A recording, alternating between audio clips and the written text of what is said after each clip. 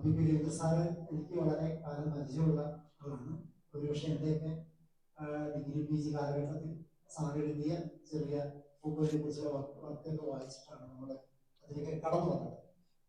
പലപ്പോഴും ഞങ്ങൾ പല വേദികളൊക്കെ പറഞ്ഞിട്ടുണ്ട്, പക്ഷെ വളരെയധികം ഡിസ്കസ് ചെയ്യപ്പെട്ടിട്ടുണ്ട് പൂക്കളെ കുറിച്ച് സാർ എഴുതിയ വർക്കുകളൊക്കെ തന്നെ മലയാളത്തിൽ. ഞങ്ങൾക്ക് ലെറ്റേഴ്സുമായിട്ടുള്ള ഒരു ബന്ധമെന്ന് പറയുന്നത് വി സി ഹാരിസും പി പി രവീന്ദ്ര സാറും ഒക്കെ അടക്കമുള്ള സാറൊക്കെ അടക്കമുള്ള വലിയൊരു ഗ്രൂപ്പ് അംഗങ്ങളുണ്ടായിരുന്നു. ഒരുപക്ഷെ ഉത്തരാധുനികതയുടെ ഏറ്റവും നല്ലൊരു കാലഘട്ടത്തിൽ ഒരുപക്ഷെ മൂവ്മെന്റുകളുടെ ഒരു കാലഘട്ടമായിരുന്ന 2000-ലാണ് ഞാനൊക്കെ ലെറ്റേഴ്സിൽ എത്തിപ്പെടുന്നത്. വളരെയധികം ചർച്ചകളും വ്യാഴവട്ടവും അങ്ങനെ പുതിയൊരു അനുഭവ ഘട്ടം സമ്മാനിച്ചത് ഈ ഒരു അധ്യാപകരുടെ ഒരു നീണ്ട നിരയാണ്. അപ്പം കുട്ടികൾ ഇത് ഓൺലൈൻ റെക്കോർഡ് ചെയ്യുക, യൂട്യൂബിൽ അവൈലബിൾ ആക്കുക എന്നുള്ളതും ഒരു ക്ലാസ് ആയിട്ടാണ് ഞങ്ങൾ ഷെഡ്യൂൾ ചെയ്തിരിക്കുന്നത്. 19 കുട്ടികളെ ഉള്ളൂ ആ ഒരു സെക്കൻഡ് ബാച്ച് എന്ന് പറയുന്നത്. അപ്പോൾ അവർക്ക് വേണ്ടിയിട്ടുള്ള ക്ലാസ് ആണ്. രവീന്ദ്ര സാറിനെ സ്വാഗതം ചെയ്യുന്നതിന് വേണ്ടി ഫിലിപ്പ് സാറിനെ ക്ഷണിച്ചു. Thank you.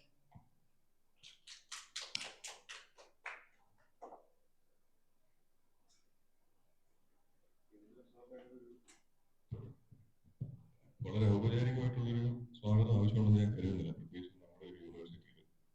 എന്നാലും നമുക്കറിയാവുന്ന പോലെ ഒരു പ്രൊഫസർ, എഴുത്തുകാരൻ, ട്രാൻസ്ലേറ്റർ, അക്കാഡമിക് എഡിറ്റർ, പ്രഭാഷകൻ എന്നൊക്കെയുള്ള രീതിയിൽ നമ്മുടെ ഒരു പൊതുമണ്ഡലത്തിലെ വളരെ പ്രധാനപ്പെട്ട ഒരു സാന്നിധ്യമാണ്. അദ്ദേഹം റിട്ടയർമെന്റിന് ശേഷം തുടർന്നുകൊണ്ടിരിക്കുന്നത്.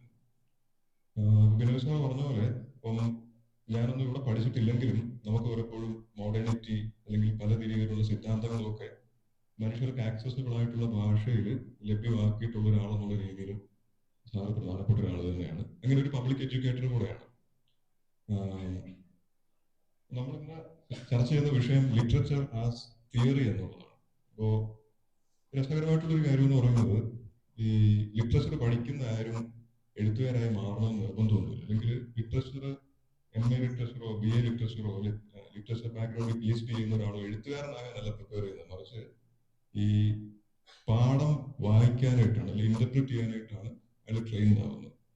അപ്പൊ അത്തരത്തില് ഈ ലിറ്റററി റീഡിങ്സിന് അല്ലെങ്കിൽ ലിറ്റററി റിഫ്ലക്ഷൻസിന് വളരെ രസകരമായിട്ടുള്ള ഒരു ട്രജക്ടറി ഉണ്ട്. നമുക്കറിയാം, ഇംഗ്ലീഷ് സ്റ്റഡീസ് എന്നൊക്കെ പറഞ്ഞുകൊണ്ടൊരു പദ്ധതി തന്നെ മുന്നോട്ട് വരുന്നത്, പ്രത്യേകിച്ച് ഫ്രഞ്ച് റെവല്യൂഷനൊക്കെ ഉണ്ടാക്കിയ ഒരു അരക്ഷിതാവസ്ഥയെ, അരിസ്റ്റോക്രാറ്റുകൾക്കിടയിൽ അല്ലെങ്കിൽ കൺവെൻഷണൽ ചിന്തകർക്കിടയിൽ ഉണ്ടാക്കിയ ഒരു അരക്ഷിതാവസ്ഥയെ ഫിക്സ് ചെയ്യാനായിട്ട്, അല്ലെങ്കിൽ അതിനൊരു കൗണ്ടർ മെക്കാനിസം എന്നുള്ള രീതിയിലായിരുന്നു. സിവിലൈസേഷൻ പഠിപ്പിക്കുക, സിവിലൈസേഷനിൽ ഉറപ്പിച്ച് നിർത്തുക എന്നൊക്കെയുള്ള രീതിയിലായിരുന്നു. അപ്പൊ അതിനുശേഷം ഒരു 20-ാം നൂറ്റാണ്ടൊക്കെ ആകുമ്പോഴേക്കും ലിറ്ററേച്ചർ എന്ന് പറയുന്നത് പല സിലബായികൾ becomes a part and parcel of various syllabi across the globe. പ്രത്യേകിച്ച് അമേരിക്കയിലും ഒക്കെ തന്നെ ഇതിനൊരു പുതിയ ബോധന രീതി, നിയതമായ ഒരു ബോധന രീതി, ഒരു പെഡഗോജി മുന്നോട്ട് വെക്കണമെന്നുള്ളതുകൊണ്ട് ന്യൂ ക്രിറ്റിസിസം എന്നുള്ളൊരു പേരിൽ ഒരു പുതിയ ബോധന രീതി മുന്നോട്ട് വരുന്നത് ടെക്സ്റ്റുകൾക്കുള്ളിൽ നിന്ന് മാത്രം അർത്ഥം കണ്ടെടുക്കേണ്ട, അല്ലെങ്കിൽ ടെക്സ്റ്റിന്റെ അർത്ഥം പുറത്തൊരിക്കലും അന്വേഷിക്കേണ്ടതില്ല. സന്ദർഭങ്ങൾ, ചരിത്രമായിക്കോട്ടെ, ബയോഗ്രഫി ആയിക്കോട്ടെ, ജനറൽ ആയിക്കോട്ടെ, അത്തരത്തിലുള്ള ഒരു കോണ്ടെക്സ്റ്റും പരിഗണനയ്ക്ക് എടുക്കേണ്ടതില്ല. അർത്ഥം പൂർണ്ണമായും ടെക്സ്റ്റിനുള്ളിലുണ്ട്. ഇത്തരത്തിൽ ഓട്ടോറ്റലിക് ടെക്സ്റ്റുകൾ, സമ്പൂർണ്ണമായ അല്ലെങ്കിൽ സെൽഫ് സഫിഷ്യന്റ് ആയിട്ടുള്ള കൃതികൾ എന്നുള്ളൊരു ധാരണയൊക്കെ മുന്നോട്ട് വന്നു. അതിനുശേഷം നമുക്കറിയാം, ഈഗിൾട്ടൺ അല്ലെങ്കിൽ ഫ്രെഡറിക് ജെയിംസിനെയൊക്കെ പോലെയുള്ള ആളുകൾ ഈ ഘടന പോലും, സ്ട്രക്ചർ എന്ന് പറയുന്നത് പോലും നേരത്തേത് രൂപത്തെ മാത്രം കേന്ദ്രീകരിച്ചുകൊണ്ടുള്ള ഒരു പഠനമായിരുന്നു. ഫോർമലിസം ആയാലും ശരി, അല്ലെങ്കിൽ നമ്മൾ കാണുന്ന ന്യൂ ക്രിറ്റിസിസം ആയാലും ശരി. അതിനുശേഷം ടെക്സ്റ്റിൽ എംബഡഡ് ആയിരിക്കുന്ന രാഷ്ട്രീയം എന്നുള്ളൊരു വളരെ കാര്യമായിട്ടുള്ള ചിന്തയിലേക്ക് നമ്മളൊരു മൊത്തത്തിലുള്ള നമ്മുടെ അക്കാഡമിക് ക്ലൈമറ്റും എത്തിക്കൽ ക്ലൈമറ്റും പൊളിറ്റിക്കൽ ക്ലൈമറ്റും ഒക്കെ മാറുന്നതിനനുസരിച്ച് നമ്മൾ മാറി. ഇന്ന് നിലവിലത്തെ ഒരു പാരഡൈമിൽ ഉണ്ടായി വന്നിരിക്കുന്ന പല സിദ്ധാന്തങ്ങളുടെ വെളിച്ചത്തിൽ ടെക്സ്റ്റിനെ മനസ്സിലാക്കുക, അല്ലെങ്കിൽ പല രീതിയിലുള്ള എത്തിക്കൽ റിഫ്ലക്ഷൻസ് നടത്തുക എന്നുള്ള രീതിയിലാണ് നമ്മൾ ഈ ടെക്സ്റ്റുകളുമായിട്ട് എൻഗേജ് ചെയ്യുന്നത്. ആ രീതിയിൽ വളരെ എക്സൈറ്റിംഗ് ആയിട്ടുള്ള ഒരു മേഖലയാണിത്. നമുക്ക് എന്തായാലും we are really glad and excited to have you with us. Welcome sir. അദ്ദേഹത്തിന്റെ റിഫ്ലക്ഷൻസും ഒക്കെ നമുക്ക് കേൾക്കാം. ഇത് കേരള മോഡേണിറ്റി അല്ലെങ്കിൽ കേരളത്തിന്റെ ഒരു പ്രിന്റ് പബ്ലിക് സ്പീക്കറിനെയൊക്കെ മനസ്സിലാക്കാനായിട്ടുള്ള പല രീതിയിലുള്ള ക്രിട്ടിക്കൽ തുറവുകൾ നമുക്ക് ഉണ്ടാക്കി തരട്ടെ എന്ന് ആശംസിക്കുന്നു. Thank you.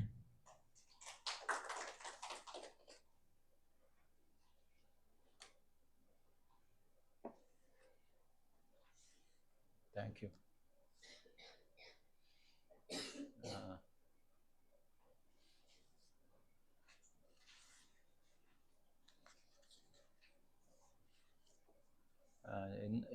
എനിക്ക് ശരിക്ക് ഇതിൻ്റെ ഒരു എന്താണ് ഓറിയൻറ്റേഷൻ അല്ലെ ഇതിൻ്റെ ഒരു കോണ്ടെക്സ്റ്റ് അതൊക്കെ അറിയാത്തത് കൊണ്ട് ഞാൻ ആദ്യം അല്പം സംശയിച്ചിരിക്കുകയായിരുന്നു എന്തായിരിക്കാം നാം സംസാരിക്കുന്നത് എന്നതിനെക്കുറിച്ച്. ഞാൻ മലയാളത്തിൽ നിങ്ങൾക്ക് ഏത് ഭാഷയും പ്രശ്നമില്ലല്ലോ അല്ലേ? അല്ല, കാരണം ചിലപ്പോൾ ഞാൻ അതെ വിനു അവിടുത്തെ സ്കൂൾ ഓഫ് അഫയേഴ്സിൽ നമ്മുടെ സ്റ്റുഡൻ്റ് ആയിരുന്നു. അപ്പോൾ ബിനുവിനെ കണ്ടപ്പോൾ ഞാൻ ചോദിച്ചത് അതാണ്, ഏത് ഭാഷയിലും ആണ് സംസാരിക്കേണ്ടത്. അപ്പോൾ ലിറ്ററേച്ചർ ആസ് തിയറി എന്ന വളരെ രസകരമായ ഒരു ടൈറ്റിലാണ് എനിക്ക് തന്നത്. Literature as theory. അത്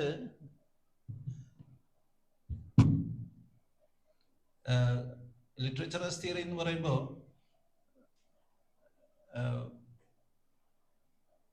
സാഹിത്യത്തെ നമുക്ക് സിദ്ധാന്തമായി പരിഗണിക്കാമെന്നും അങ്ങനെ പരിഗണിക്കുമ്പോൾ ഉണ്ടാവുന്ന പ്രശ്നങ്ങൾ എന്തൊക്കെയാണ് എന്നൊക്കെയാണ് അത് ഒരുപക്ഷെ ദ്യോതിപ്പിക്കുന്നത്. അത് തന്നെയാണോ വാസ്തവത്തിൽ നിങ്ങളുടെ സിലബസ് അനുസരിച്ച് നിങ്ങൾക്ക് വേണ്ടത് എന്ന് എനിക്കറിയില്ലായിരുന്നു.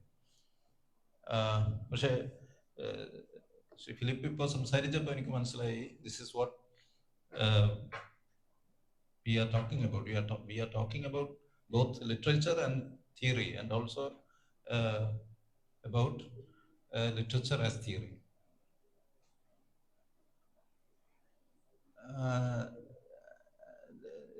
Interdisciplinary or multidisciplinary social sciences inde oru പാഠ്യക്രമം ആണ് നിങ്ങൾ ഫോളോ ചെയ്യുന്നത് എന്നതുകൊണ്ട് തീർച്ചയായും നിങ്ങൾ സോഷ്യൽ തിയറിയെ കുറിച്ച് എന്തെങ്കിലുമൊക്കെ പഠിച്ച് കാണും ഇല്ലേ? സോഷ്യൽ തിയറിയെ കുറിച്ച് നിങ്ങളുടെ സിലബസിൽ എന്തെങ്കിലും റെഫറൻസ് ഉണ്ടോ? അതിനെക്കുറിച്ച് പഠിച്ചിട്ടുണ്ടോ? നിങ്ങൾ അതിനെക്കുറിച്ചുള്ള ലെക്ചേഴ്സ് ഉണ്ടായിട്ടുണ്ടോ? എങ്ങനെയാണ്? സോഷ്യോളജി ഒക്കെ നിങ്ങളുടെ ബാക്ക്ഗ്രൗണ്ടിൽ റീഡിങ്ങിൽ ഉള്ളതല്ലേ ഇല്ലേ? സോഷ്യോളജി പഠിച്ചവരുണ്ടോ ഇവിടെ? ഉണ്ട്. അപ്പൊ സോഷ്യോളജിയിൽ നിങ്ങൾ എന്തായാലും സോഷ്യൽ തിയറിയെ കുറിച്ചൊക്കെ തീർച്ചയായും, അതുപോലെ നമ്മൾ ലിറ്റററി തിയറിയെ കുറിച്ച് പറയാറുണ്ട്. പക്ഷേ ലിറ്റററി തിയറി എന്ന് പറയുന്നതും സോഷ്യൽ തിയറിയും രണ്ടും ചേരുന്ന ഒരു പുതിയ മേഖല കഴിഞ്ഞ കുറെ വർഷങ്ങളുടെ ആലോചനകളുടെ ഫലമായി വികസിച്ച് വന്നിട്ടുണ്ട്. അത് കഴിഞ്ഞ കുറെ വർഷങ്ങളായി അങ്ങനെ ഒന്ന് വികസിച്ച് വന്നിട്ടുണ്ട്. പലപ്പോഴും തിയറി എന്നേ പറയാറുണ്ട്, ലിറ്റററി തിയറി എന്ന് പ്രത്യേകിച്ച് പറയാറില്ല. അതുകൊണ്ടാണ് എനിക്ക് ഈ ലിറ്ററേച്ചർ ആസ് തിയറി എന്ന ഒരു കോമ്പിനേഷൻ കണ്ടപ്പോൾ അത് രസകരമായ ഒരു കോമ്പിനേഷനായി തോന്നിയത്. Literature as theory. എന്താണ് ലിറ്ററേച്ചർ വാസ്തവത്തിൽ? എങ്ങനെയാണ് നിങ്ങൾ ലിറ്ററേച്ചറിനെ ഡിഫൈൻ ചെയ്യുക? കാരണം പലപ്പോഴും നമ്മൾ ഒരു അക്കാഡമിക് ലെവൽ പഠിക്കുമ്പോൾ ഡിഫൈൻ ചെയ്യുക എന്നുള്ളത് ഒരു പ്രധാനപ്പെട്ട ഒരു വിഷയമായി മാറുന്നുണ്ട് അല്ലേ? എല്ലാറ്റിനെയും നമുക്ക് ഡിഫൈൻ ചെയ്ത് അതിനെ നമ്മുടെ എക്സിസ്റ്റിംഗ് നോളജുമായി ലിങ്ക് ചെയ്ത് എക്സിസ്റ്റിംഗ് നോളജിന്റെ ഒരു കോണ്ടെക്സ്റ്റിൽ അതിനെ പ്ലേസ് ചെയ്ത് പറയുമ്പോഴാണ് നമുക്ക് കാര്യങ്ങൾ വ്യക്തമാവുന്നത്.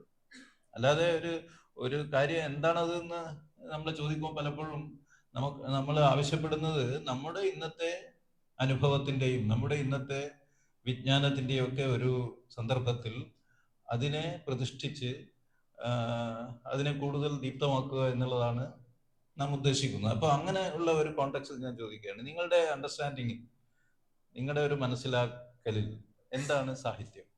വളരെ സിമ്പിൾ ആയിട്ടുള്ള ഒരു ചോദ്യമാണ്. ഒരു സെന്റൻസിൽ പറയാൻ പറ്റും എന്താണ്?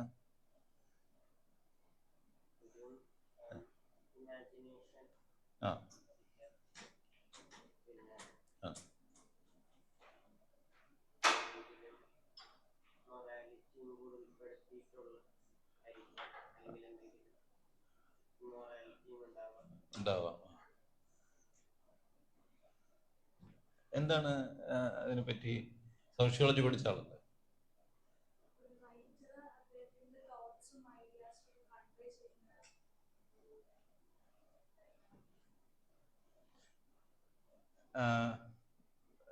ഇതിനോടെന്താ ഇത് രണ്ട് തരത്തിലുള്ള പിന്നെ ഉത്തരങ്ങളാണ് കിട്ടിയത്. എന്തെങ്കിലും ചേർക്കാനുണ്ടോ?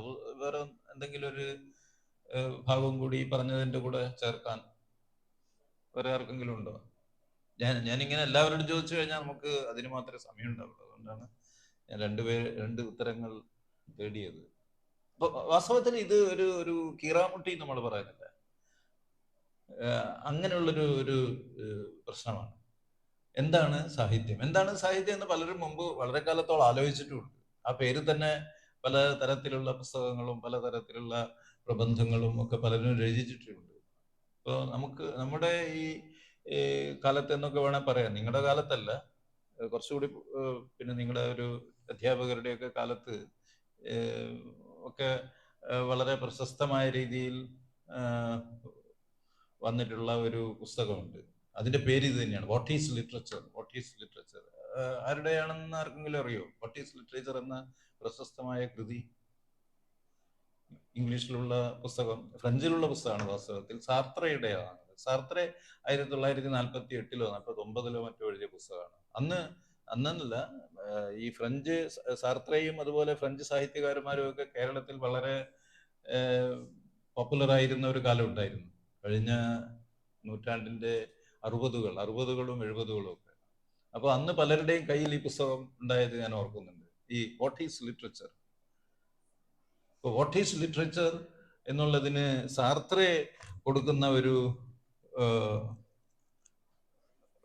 ഡെഫിനേഷൻ ഉണ്ട്. വാട്ട് ഈസ് ലിറ്ററേച്ചർ എന്നതിന് അദ്ദേഹം അതിനെ കാണുന്നത് literature as A unique form of expression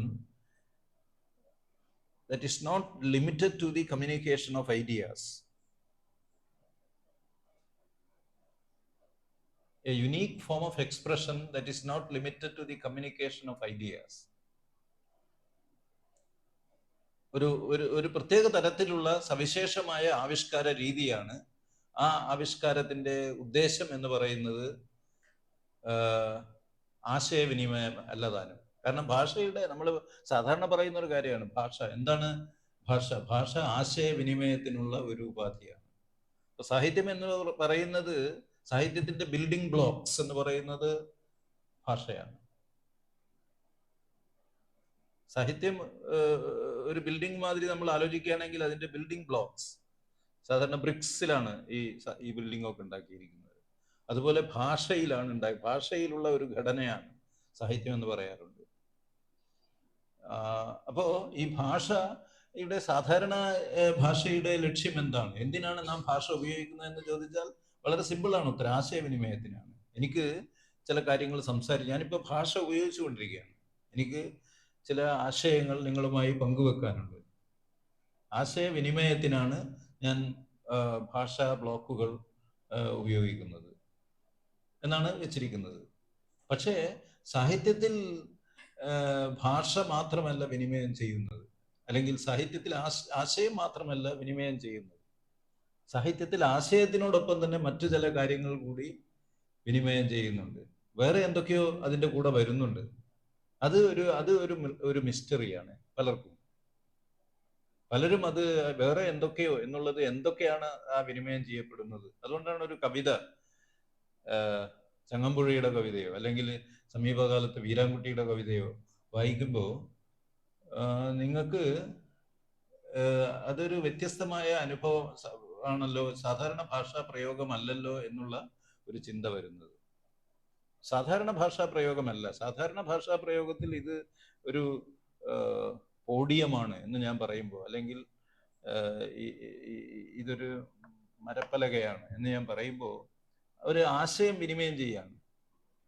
നേരെമറിച്ച് ഒരു നോവലിന്റെ ഭാഗമായി അല്ലെങ്കിൽ ഒരു കവിതയുടെ ഭാഗമായി ഇതൊരു മരപ്പലകയാണ് എന്ന് പറഞ്ഞാൽ അത് അങ്ങനെയല്ല. ചിലപ്പോൾ മരപ്പലകയാണ് എന്ന് മാത്രമല്ല പറയുന്നത്, അതിനപ്പുറമുള്ള വേറെ എന്തൊക്കെയോ നമ്മൾ പറയുന്നുണ്ട് അതിൽ. ഇതൊരു മരപ്പലകയാണ് എന്ന് പറയുമ്പോൾ ഒരു കവിതയുടെ ഭാഗമായി അങ്ങനെ ഒരു വാക്യം, അങ്ങനെ വാക്യം വരാം. ഇന്നത്തെ പല കവികൾ, പി രാമചന്ദ്രന്റെ കവിതയിൽ അങ്ങനെ ഒരു വാക്യം വരാം, അല്ലെങ്കിൽ ഞാൻ പറഞ്ഞ വീരാൻകുട്ടിയുടെ കവിതയിൽ അങ്ങനെ ഒരു വാക്യം, അങ്ങനെ ഒരു ലൈന് വരാം, വരി വരാം. അപ്പോൾ അതിന്റെ അർത്ഥം വെറും ഇതൊരു മരപ്പലകയാണ് എന്ന് പറയുന്ന ഒരു ആശയത്തിന്റെ ഒരു സംവേദനമല്ല ഇവിടെ ഉദ്ദേശിക്കുന്നത്. അതിനപ്പുറം എന്തൊക്കെയോ ഉണ്ട്. ഇപ്പൊ പലപ്പോഴും പലതരത്തിലുള്ള അനുഭവ ചിത്രണങ്ങൾ നടത്താൻ ഭാഷയിലൂടെ സാധാരണഗതിയിൽ നമുക്ക് വിനിമയം ചെയ്യാൻ പറ്റാത്ത ചില ആശയങ്ങൾ സംവേദനം ചെയ്യാൻ ഒക്കെ നമ്മൾ കവിതയുടെ മാധ്യമം അല്ലെങ്കിൽ സാഹിത്യത്തിന്റെ മാധ്യമം ഉപയോഗിക്കുന്നു എന്ന് വരുന്നു. അതുകൊണ്ടാണ് literature is violence done upon language എന്ന് ഒരു ലിംഗ്വിസ്റ്റ് പറഞ്ഞത്. ഒരു പ്രശസ്തനായ ലിംഗ്വിസ്റ്റ് റൊമാൻ യക്കോബ്സൺ എന്നാണ് ആ ലിംഗ്വിസ്റ്റിന്റെ പേര്.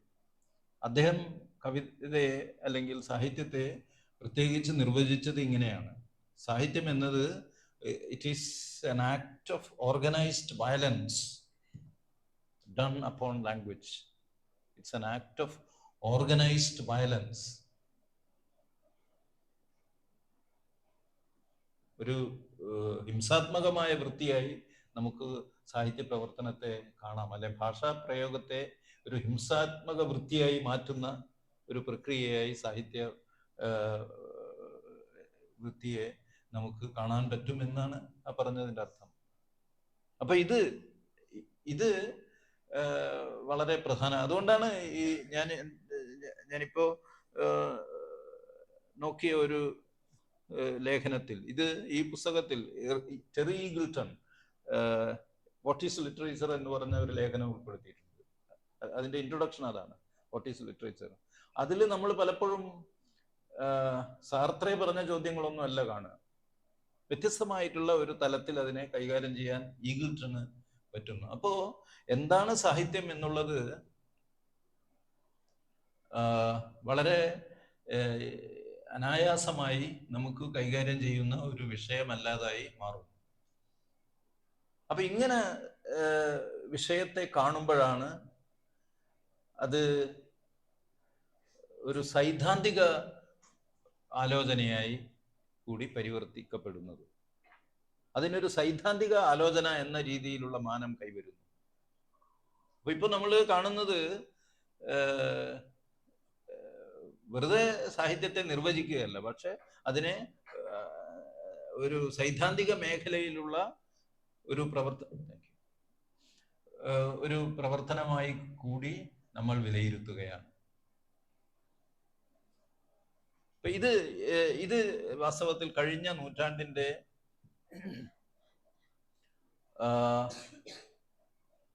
6ാമത്തെ ദശകത്തിൽ അല്ലെങ്കിൽ 7ാമത്തെ ദശകത്തിൽ, 60കൾ എന്ന് പറയുന്നത് കഴിഞ്ഞ നൂറ്റാണ്ടിന്റെ 7ാമത്തെ ദശകമാണ്. ആ ദശകങ്ങളിൽ വളരാൻ തുടങ്ങിയ ഒരു പ്രവണതയാണ്, വളർന്നു വരാൻ തുടങ്ങിയ ഒരു പ്രവണതയാണ്. അതിനു മുമ്പ് ഇതിനെപ്പറ്റി ആരും ആ രീതിയിൽ ആലോചിച്ചിട്ടില്ല. കാരണം എന്താണ് സാഹിത്യം എന്നുള്ള ഒരു ചോദ്യം അതിനു മുമ്പ് ആലോചിച്ചിട്ടുണ്ട്, തീർച്ചയായും ആലോചിച്ചിട്ടുണ്ട്. പക്ഷെ സാധാരണക്കാരുടെ, ഒരു സാധാരണ വായനക്കാരുടെ അല്ലെങ്കിൽ സാധാരണ വിദ്യാർത്ഥികളുടെ അല്ലെങ്കിൽ സാധാരണ നിലയിലുള്ള ആലോചന പ്രക്രിയയുടെ ഒക്കെ ഭാഗമായി ഇത് അങ്ങനെ വന്നിരുന്നില്ല. തീർച്ചയായും ഇപ്പോ സാഹിത്യ ചിന്തകർ എന്ന് നമ്മൾ വിശേഷിപ്പിക്കും, കാവ്യചിന്തകർ, കാവ്യമീമാംസകർ ഒക്കെ ഇതിനെക്കുറിച്ച് ആലോചിക്കുന്നത്. അതുകൊണ്ടാണ് പഴയ കാലത്ത് തന്നെ സാഹിത്യം എന്ന് പറഞ്ഞാൽ വക്രോക്തിയാണ് തുടങ്ങിയ ആലോചനകൾ. സാഹിത്യം എന്ന് പറഞ്ഞാൽ സാധാരണ ഇപ്പൊ നേരത്തെ നമ്മൾ പറഞ്ഞ organised violence done on language എന്നതിന്റെ വേറൊരു തരത്തിലുള്ള ആലോചനയാണിത്. സാഹിത്യം എന്ന് പറയുന്നത് വക്രോക്തിയാണ്. ഇത് സാധാരണ തരത്തിലുള്ള ഉക്തിയല്ല, വക്രോക്തി, ഒരു വളഞ്ഞ തരത്തിലുള്ള സ്റ്റേറ്റ്മെന്റ്. അതാണ് ക്ലെയൻസ് ബ്രൂക്സ് എന്ന അമേരിക്കൻ പണ്ഡിതൻ സാഹിത്യത്തെ it is the language of paradox എന്ന് പറഞ്ഞിട്ടുണ്ട്. It is the language of paradox. വക്രോക്തിയാണ് എന്ന് പറയുന്നതിന്റെ വേറൊരു രീതിയാണിത്. അപ്പൊ അങ്ങനെ ആലോചിച്ചവരുണ്ട്. പക്ഷേ അതിനെ കുറെ കൂടി നമ്മുടെ നിത്യ ജീവിതത്തിന്റെ പ്രശ്നങ്ങളുമായിട്ടൊക്കെ ചേർത്ത് വെച്ചുകൊണ്ട് ആലോചിക്കാനൊക്കെ ആരംഭിക്കുന്നത് 60കളിലാണ്. അപ്പോഴാണ് തിയറി എന്നത് ഒരു വളരെ വലിയ വിഷയമായി നമ്മുടെ മുന്നിൽ ഉയർന്നു വരാൻ തുടങ്ങിയത്. അതിനു മുമ്പ് എന്താണ് സാഹിത്യം, അല്ലെങ്കിൽ സാഹിത്യം എന്ത് ധർമ്മമാണ് നിറവേറ്റുന്നത് തുടങ്ങിയ ചോദ്യങ്ങൾ നമ്മുടെ ആലോചനകളിൽ, നമ്മുടെ ആലോചനയുടെ ചക്രവാളത്തിൽ ഉണ്ടായിരുന്നെങ്കിലും അതിനെപ്പറ്റി ദീർഘമായി മനനം ചെയ്യാനൊന്നും ആരും തയ്യാറായിരുന്നില്ല. നേരെ മറിച്ച് അത് ഒരു ഒരു ഒരു നമ്മുടെ ദൈനംദിന പഠന പ്രക്രിയയുടെ ഒരു ഭാഗമായിട്ടൊക്കെ മാറുന്നത് 60കളിലാണ്.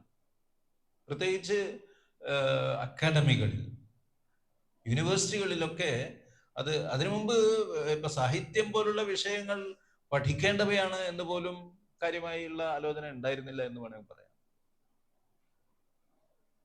സാഹിത്യം എന്ന് പറയുന്നത് നമ്മുടെ ക്ലാസിക്കൽ സാഹിത്യത്തെ കുറിച്ച് നമുക്ക് പഠിക്കാം എന്നല്ലാതെ സാധാരണ നമ്മൾ ഇന്ന് പറയുന്ന അർത്ഥത്തിലുള്ള എഴുതുന്ന ഒരു കൃതി അതൊരു പ്രത്യേകിച്ചിട്ടുള്ള ഒരു പരിഗണന അർഹിക്കുന്ന എഴുത്താണ് എന്നുള്ള ധാരണ മുൻകാലങ്ങളിൽ ഒരുപക്ഷെ അത്രയധികം ഉണ്ടായിരുന്നില്ല. അതുകൊണ്ടാവാം. നേരെ മറിച്ച് ഇപ്പോഴാണ് ഇന്ന് എഴുതുന്നത് പോലും ഇപ്പൊ എവറി ഡേ എന്ന ഒരു സാഹിത്യ സിദ്ധാന്തം തന്നെ വരുന്നു. എവറി ഡേ, നിത്യവൃത്തി അല്ലെങ്കിൽ ദൈനംദിന ജീവിത വൃത്തി എന്ന് പറയുന്നത് ഒരു വലിയ പ്രശ്നമായി ഉന്നയിക്കുന്ന ഒരു എഴുത്തുകാരൻ, ഒരു സൈദ്ധാന്തികനുണ്ട്, ഫ്രഞ്ച് സൈദ്ധാന്തികൻ. പലരും ഫ്രഞ്ചുകാരാണ് ഇവരൊക്കെ. നാം ഇവിടെ ആലോചിക്കാൻ പോകുന്ന ചിന്തകർ. ലെഫബ്വേർ, ഹെൻറി ലെഫബ്വേർ എന്നാണ് അദ്ദേഹത്തിന്റെ പേര്. Henri, HENRI, Henri Lefebvre, LEFEBVRE. Every day, critique of every day life എന്നത് അദ്ദേഹത്തിന്റെ പ്രശസ്തമായിട്ടുള്ള ഒരു മൾട്ടി വോളിയം കൃതിയാണ്. Critique of every day life. അപ്പൊ അങ്ങനെ എവറി ഡേ എന്ന് പറയുന്നത് സാഹിത്യവുമായി ബന്ധപ്പെട്ട ഒരു വിഷയമായിട്ടൊക്കെ മാറുക. അതിനു മുമ്പ് അങ്ങനെയല്ല. എന്താണ് സാഹിത്യം എന്ന് പറഞ്ഞാൽ വളരെ ശാശ്വതമായി നിലനിൽക്കുന്ന ടൈം ടെസ്റ്റഡ് ആയിട്ടുള്ള സാഹിത്യ മാതൃകകളുടെ ഒരു സമാഹാരമാണ് സാഹിത്യം എന്ന് നമ്മൾ ഉദ്ദേശിക്കുന്നത് എന്നേ പറയുള്ളൂ. ടൈം ടെസ്റ്റഡ് ആവണം. ഇപ്പൊ എല്ലാം ഞാനും നിങ്ങളും എഴുതുന്നൊന്നും സാഹിത്യമാവില്ല. സാഹിത്യമാവണം എന്നുണ്ടെങ്കിൽ അത് ഒരു പ്രത്യേക തരത്തിലുള്ള പിന്നെ നായകരെ കുറിച്ച്, നായകരാണ്, നായികമാരുണ്ടാവില്ല, നായികമാരുണ്ടാവും, പക്ഷെ നായകർ പ്രധാനമായി വരുന്ന, ഹീറോസ് പ്രധാനമായി വരുന്ന കൃതികൾ പാസ്റ്റിനെ കുറിച്ചുള്ള കൃതിയായിരിക്കണം. ഭൂതകാലത്തെ കുറിച്ചുള്ള വിശദമായ അന്വേഷണവും അതിനെ മഹത്വവൽക്കരിക്കുകയൊക്കെ ചെയ്യുന്ന തരത്തിലുള്ള കൃതികളായിരിക്കണം. എങ്കിലേ അത് സാഹിത്യം. അങ്ങനെ അതിനെയാണ് നമ്മൾ പലപ്പോഴും ക്ലാസിക്കുകൾ എന്ന് വിളിക്കുന്നത്. അപ്പോൾ ക്ലാസിക്കുകളുടെ പഠനവും ഒക്കെ തന്നെയാണ് സാഹിത്യ പഠനത്തിന്റെ ഭാഗമായി. അപ്പൊ എന്താണ് സാഹിത്യം എന്ന് ചോദിച്ചാൽ അങ്ങനെ ഒരു ചോദ്യം തന്നെ വളരെ അർത്ഥശൂന്യമായ ഒരു ചോദ്യമായിട്ടേ ആ ജനറേഷനിലുള്ള ആളുകൾക്ക് അനുഭവപ്പെട്ടുള്ളൂ. അപ്പൊ നേരെ മറിച്ച് എന്താണ് സാഹിത്യം എന്നത് ഒരു വിഷയമായി വരുന്നത് ഇങ്ങനെയുള്ള ചില ചോദ്യങ്ങൾ ഇതിന്റെ ഭാഗമായി ഉന്നയിക്കപ്പെടുമ്പോഴാണ്. അപ്പൊ അങ്ങനെ വരുമ്പോഴാണ് നിങ്ങൾ മുമ്പത്തെ ഇങ്ങനെ ഒരു വാക്കുണ്ട്, കാനൺ എന്ന് പറഞ്ഞൊരു വാക്കുണ്ട് ഇംഗ്ലീഷിൽ. കാനൺ എന്താണ്? കാനൺ കേട്ടിട്ടുണ്ടോ നിങ്ങൾ? കാനൺ എന്ന വാക്ക് എന്താണ്? കാനൺ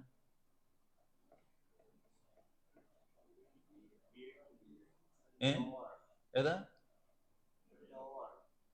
കാനൺ ഒരു ലോ ആണ്. ഒരു വേണേ പറയാം കാനോന എന്ന് പറയുന്നത്. കാനൺ, അത് കാനൺ എന്ന് പറയുന്നത് ഒരു ക്രിസ്തീയ ബിബ്ലിക്കൽ എന്നൊക്കെ പറയാവുന്ന ആ ഒരു പഠന മേഖലയിൽ നിന്നും സെക്യുലർ പഠനം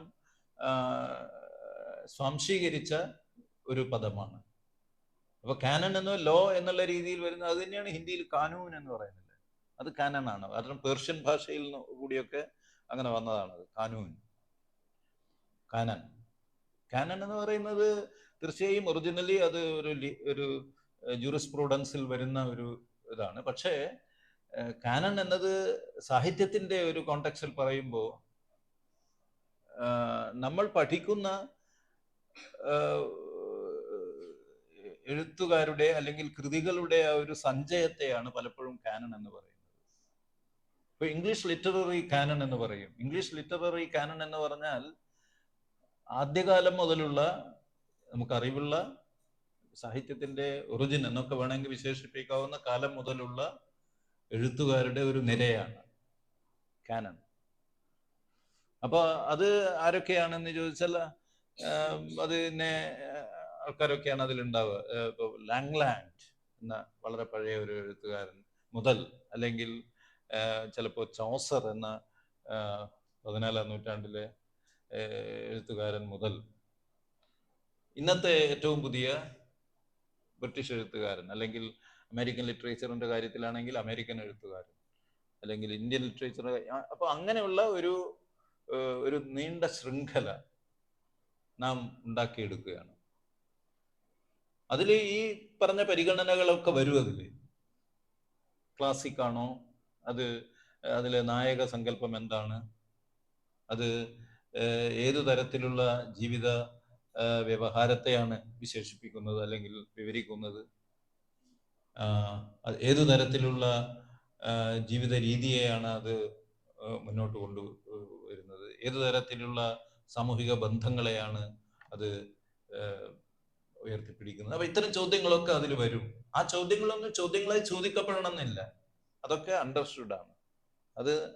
അത് നമ്മുടെ ഒരു പ്രത്യയ ശാസ്ത്രത്തിന്റെ, നമ്മുടെ ഒരു ഐഡിയോളജിയുടെ എന്നൊക്കെ പറയാം ഭാഗമായി നാം സ്വാംശീകരിച്ചിട്ടുള്ള കാര്യമാണ്. അത് പ്രത്യേകിച്ച് ചോദിക്കേണ്ട ഒരു കാര്യമായി ആർക്കും തോന്നില്ല. അത് ചോദിക്കേണ്ട കാര്യമായി തോന്നാൻ തുടങ്ങുമ്പോഴാണ് ആ ഐഡിയോളജി ഈസ് ഇൻ പെറിൽ എന്ന് നമുക്ക് പറയേണ്ടി വരുന്നത്. അപ്പൊ നമുക്ക് there is a critique of that ideology. CRITIQUE, critique. ക്രിറ്റീക്ക് എന്ന് വെച്ചാൽ ഒരു വിമർശബുദ്ധിയ നാം ഒരു വിഷയത്തെ ദീർഘമായി പരിശോധിക്കുകയും പഠിക്കുകയും ഒക്കെ ചെയ്യുന്ന ഒരു രീതിയാണ് ക്രിറ്റീക്ക് എന്ന് പറയുന്നത്. മറ്റേ ക്രിറ്റിക് അല്ല, ക്രിറ്റിസിസം, അത് രണ്ടും ഒന്നിച്ച് തന്നെയാണ് വരുന്നത്. പക്ഷെ പലപ്പോഴും നമ്മുടെ ഒരു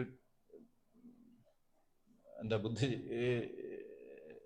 ശക്തിയുടെയും നമ്മുടെ പുതിയ വിജ്ഞാനത്തിൻ്റെയൊക്കെ വെളിച്ചത്തിൽ, ആധുനികതയുടെ ചില സങ്കല്പങ്ങളുടെ വെളിച്ചത്തിൽ നാം ഒരു വിഷയത്തെ അങ്ങനെ വളരെ ക്രിട്ടിക്കലായി സമീപിച്ചുകൊണ്ട് ദീർഘമായി പഠിക്കുന്നതാണ് ക്രിറ്റീക്ക്. അപ്പോൾ അങ്ങനെയുള്ള ഒരു ക്രിറ്റീക്ക് ആവശ്യമായി വരുന്നു എന്നൊരു തോന്നൽ ഒരു പ്രത്യയശാസ്ത്രത്തെക്കുറിച്ച് വികസിച്ചു വരുമ്പോൾ നാം മനസ്സിലാക്കേണ്ടത് ആ പ്രത്യയശാസ്ത്രം അല്ലെങ്കിൽ ആ ആശയമണ്ഡലം എല്ലാവരും ഒരുപോലെ സ്വീകാര്യമാണ് എന്ന് പറയാൻ തയ്യാറായി വരുന്നില്ല എന്നാണ്. അതുവരെ വന്നിരുന്നു, പക്ഷെ ഒരു പോയിന്റ് എത്തുമ്പോൾ നാം മനസ്സിലാക്കുന്നു അങ്ങനെ വരുന്നില്ല. അപ്പൊ അങ്ങനെ വരുമ്പോഴാണ് നിങ്ങൾക്കൊരു ദളിത് ക്രിറ്റിക് ഉണ്ടെന്ന് പറഞ്ഞില്ലേ. ഇപ്പോൾ ദളിത് ക്രിറ്റിക് എന്നത് സാധുവാകുന്നത് അങ്ങനെ വരുമ്പോഴാണ്. അല്ലെങ്കിൽ ഒരു ഫെമിനിസ്റ്റ് ക്രിറ്റിക് സാധുവാകുന്നത് അല്ലെങ്കിൽ വേണ്ടി വരുന്നത് അങ്ങനെ വരുന്ന സന്ദർഭമാണ്. ഇപ്പൊ ഫെമിനിസ്റ്റുകൾ പറയുകയാണ് നമ്മുടെ ഇന്നത്തെ കാനൻ എന്ന് പറയുന്നത്, അതായത് കാനൻ എന്ന് പറയുന്നത് ലിറ്ററേച്ചറിന്റെ കോണ്ടെക്സ്റ്റിൽ സ്വീകാര്യമായ കൃതികളുടെയും എഴുത്തുകാരുടെയും സഞ്ചയമാണ്. അപ്പോൾ ആ സഞ്ചയം പരിപൂർണമല്ല, അല്ലെങ്കിൽ ആ അപൂർണമാണ്, അല്ലെങ്കിൽ അത് ബയസ്ഡ് ആണ്, അത് ഒരു പ്രത്യേക വിഭാഗത്തിന് അനുകൂലമാണ്, ഒരു പ്രത്യേക വിഭാഗത്തെ മാറ്റി നിർത്തുന്നതാണ്. It is based on the principle of exclusion. മാറ്റി നിർത്തലിന്റെ ഒരു തത്വം, അതിലൂടെയാണ് അത് കൺസ്ട്രക്ട് ചെയ്യപ്പെട്ടിരിക്കുന്നത്, അത് നിർമ്മിക്കപ്പെട്ടിരിക്കുന്നത് എന്നൊക്കെ ഒരു സമൂഹത്തിന് തോന്നി തുടങ്ങുമ്പോൾ നമുക്ക് പറയേണ്ടി വരും ആ പ്രത്യയശാസ്ത്രം is under attack, is under assault, or is being criticised,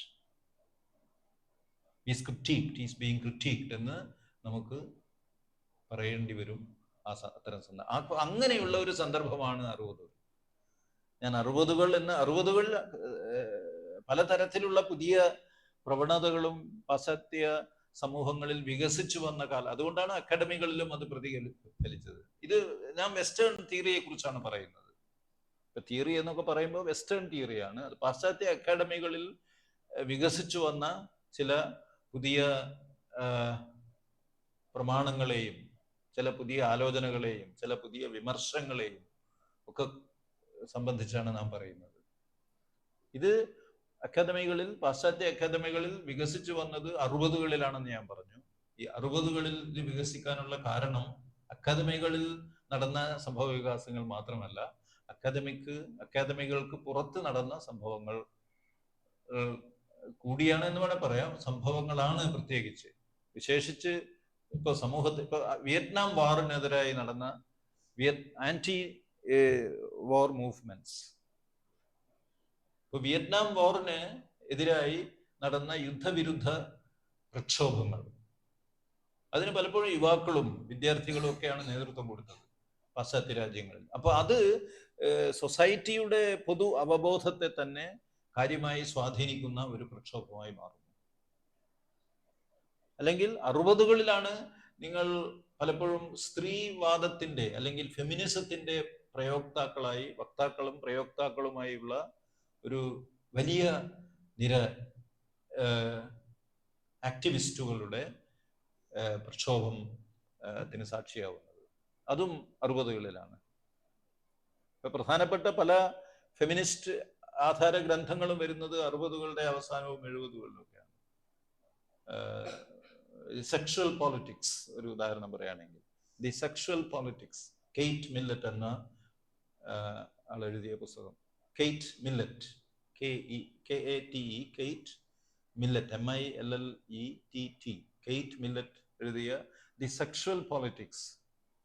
അല്ലെങ്കിൽ അതിനു മുമ്പ് എഴുതിയതാണ് സിമോൺ ദി ബോറുടെ പുസ്തകം, 49 മറ്റോ എഴുതിയതാണ്, 1949. പക്ഷെ അതിനും വായനക്കാർ അത് കൂടുതൽ ജനപ്രിയമാവുന്നത് ഈ 60കളിലാണ്. സിമോൺ ദി ബോർ, ഞാൻ നേരത്തെ പറഞ്ഞ സാർത്രയുടെ ഒരു സുഹൃത്തും സാർത്രയുടെ പാർട്ട്ണർ എന്ന് വേണമെങ്കിൽ പറയാം, സിമോൺ ദി ബോർ. അല്ലെങ്കിൽ സിമോൺ ദി ബോറിന്റെ പാർട്ട്ണറാണ് സാർത്രേ. സിമോൺ ദി ബോർ അതിനു മുമ്പ് തന്നെ എഴുതിയ ദി സെക്കൻഡ് സെക്സ് എന്ന പുസ്തകം. പിന്നെയും ധാരാളം എഴുത്തുകാരുണ്ട് ആ സമയത്ത് വന്ന്. അപ്പൊ ഇതുപോലെ വളരെ പ്രശസ്തമായ അനേകം ഫെമിനിസ്റ്റ് കൃതികളുടെ ഒരു ജനനം, ഒരു ഉദയം, അതും 1960കളിലും 70കളിലും ഒക്കെയാണ്. പിന്നെ പലതരത്തിലുള്ള തൊഴിലാളി മൂവ്മെന്റ്സിന്റെ ആവിർഭാവം, അതും ഈ കാലഘട്ടത്തിൽ നടക്കുന്നു. പല ക്ലാസ് ബേസ്ഡ് മൂവ്മെന്റ്സ്.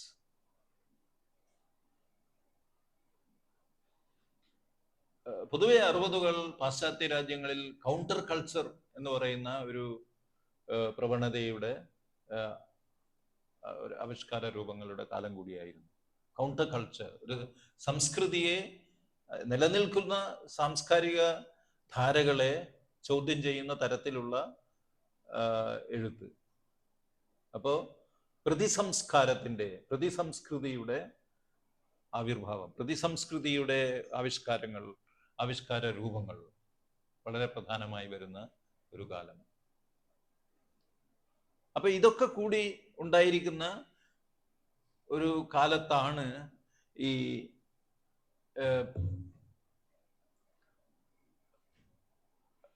നമ്മുടെ ധാരണകളെ നമുക്ക് ഒന്നും കൂടി പരിശോധിക്കേണ്ടതുണ്ടല്ലോ എന്നുള്ള ബോധ്യം സമൂഹത്തിന് ഉണ്ടാകുന്നത്. നമ്മുടെ നിലനിൽക്കുന്ന ധാരണകളെ, സമൂഹത്തെക്കുറിച്ച്,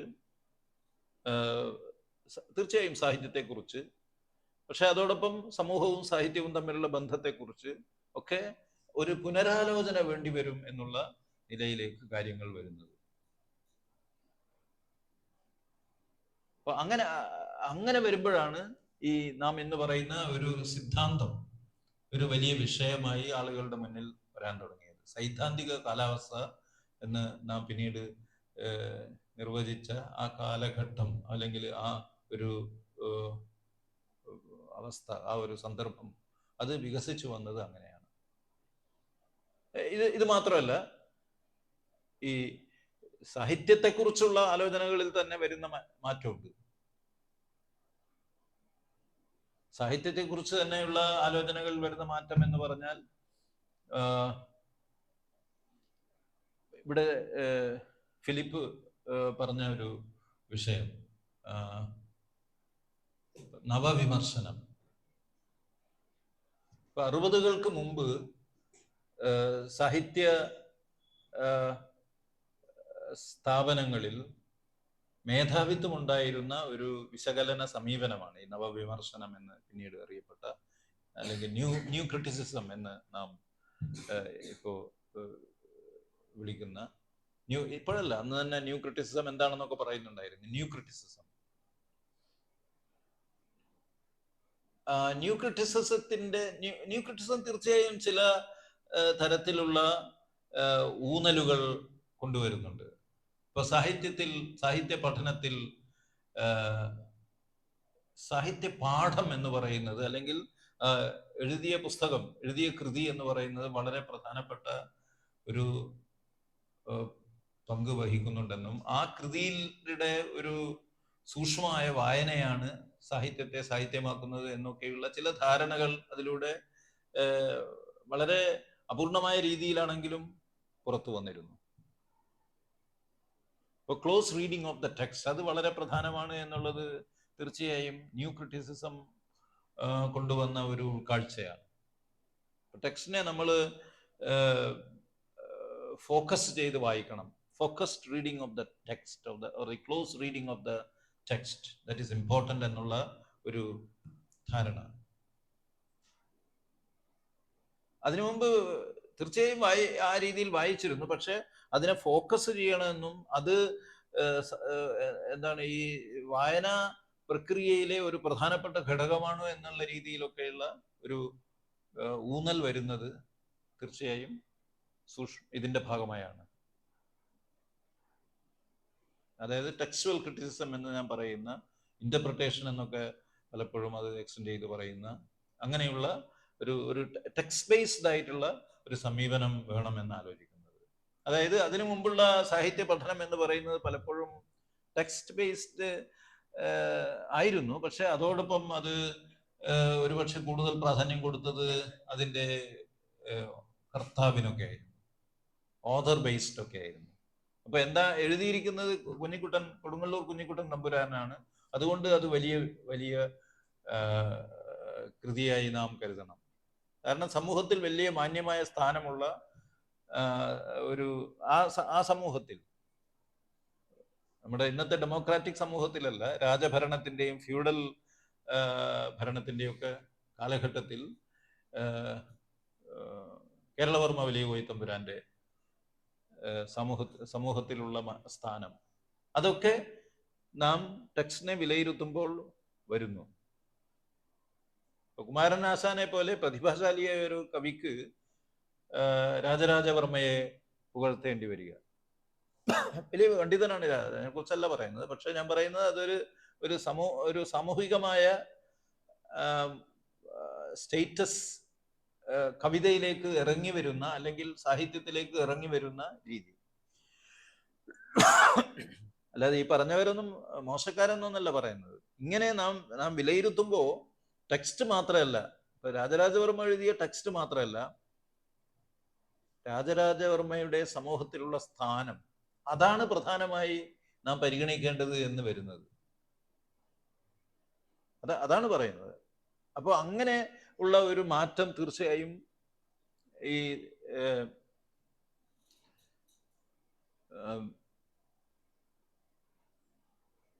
പാഠവിമർശനത്തിന്റെ ഭാഗമായി വരുന്നുണ്ട്.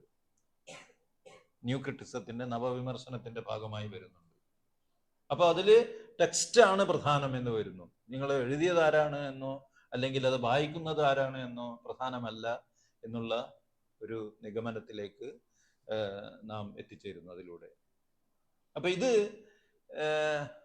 പ്രധാനമാണ്. പക്ഷേ ഇതിൽ പലതരത്തിലുള്ള പ്രശ്നങ്ങളുണ്ട് എന്ന്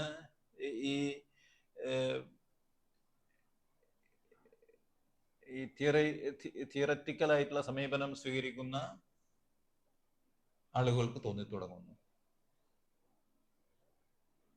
എന്താണ് ഇതിലുള്ള ഒരു പ്രധാനപ്പെട്ട പ്രശ്നങ്ങൾ?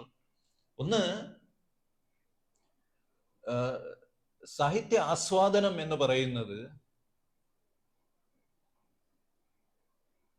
അപ്രീസിയേഷൻ എന്ന് പറയുന്നത് വളരെ പേഴ്സണൽ ആയിട്ടുള്ള ഒരു സംഗതിയാണ് എന്നുള്ള ഒരു പൊതു സമീപനമാണ്. അതായത് ചില ആളുകളുടെ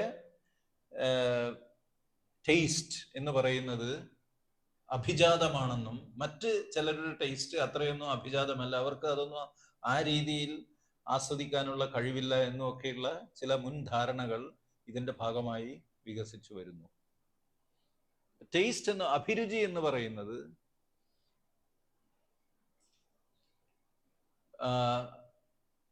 അഭിരുചി എന്ന് പറയുന്നത് സ്റ്റേറ്റസുമായി ബന്ധപ്പെട്ട, നമ്മുടെ സോഷ്യൽ സ്റ്റേറ്റസുമായി, സമൂഹത്തിൽ നമുക്കുള്ള സ്ഥാനവുമായി ഒക്കെ ബന്ധപ്പെട്ട കാര്യമായി പരിഗണിക്കപ്പെടുന്നു.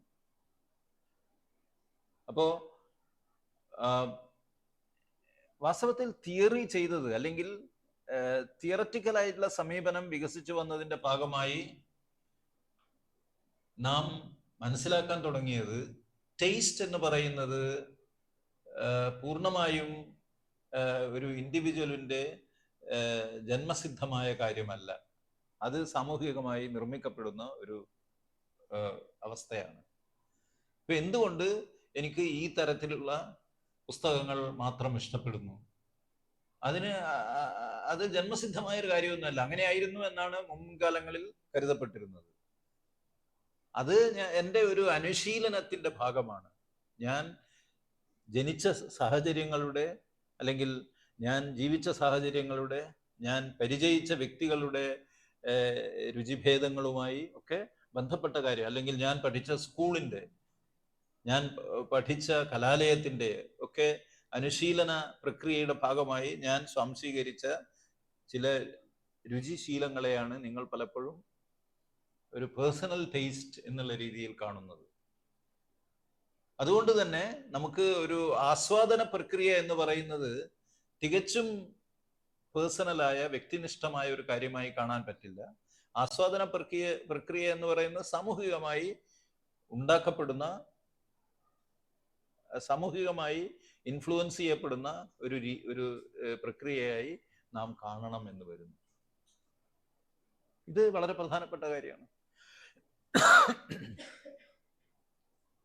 പോയട്രി എന്ന് പറയുന്നത് വെറും പേഴ്സണൽ ആയിട്ടുള്ള ഒരു അനുഭവമാണ് എന്ന് വിചാരിച്ച സമൂഹത്തിൽ നിന്നുള്ള ഒരു മാറ്റാണിത്.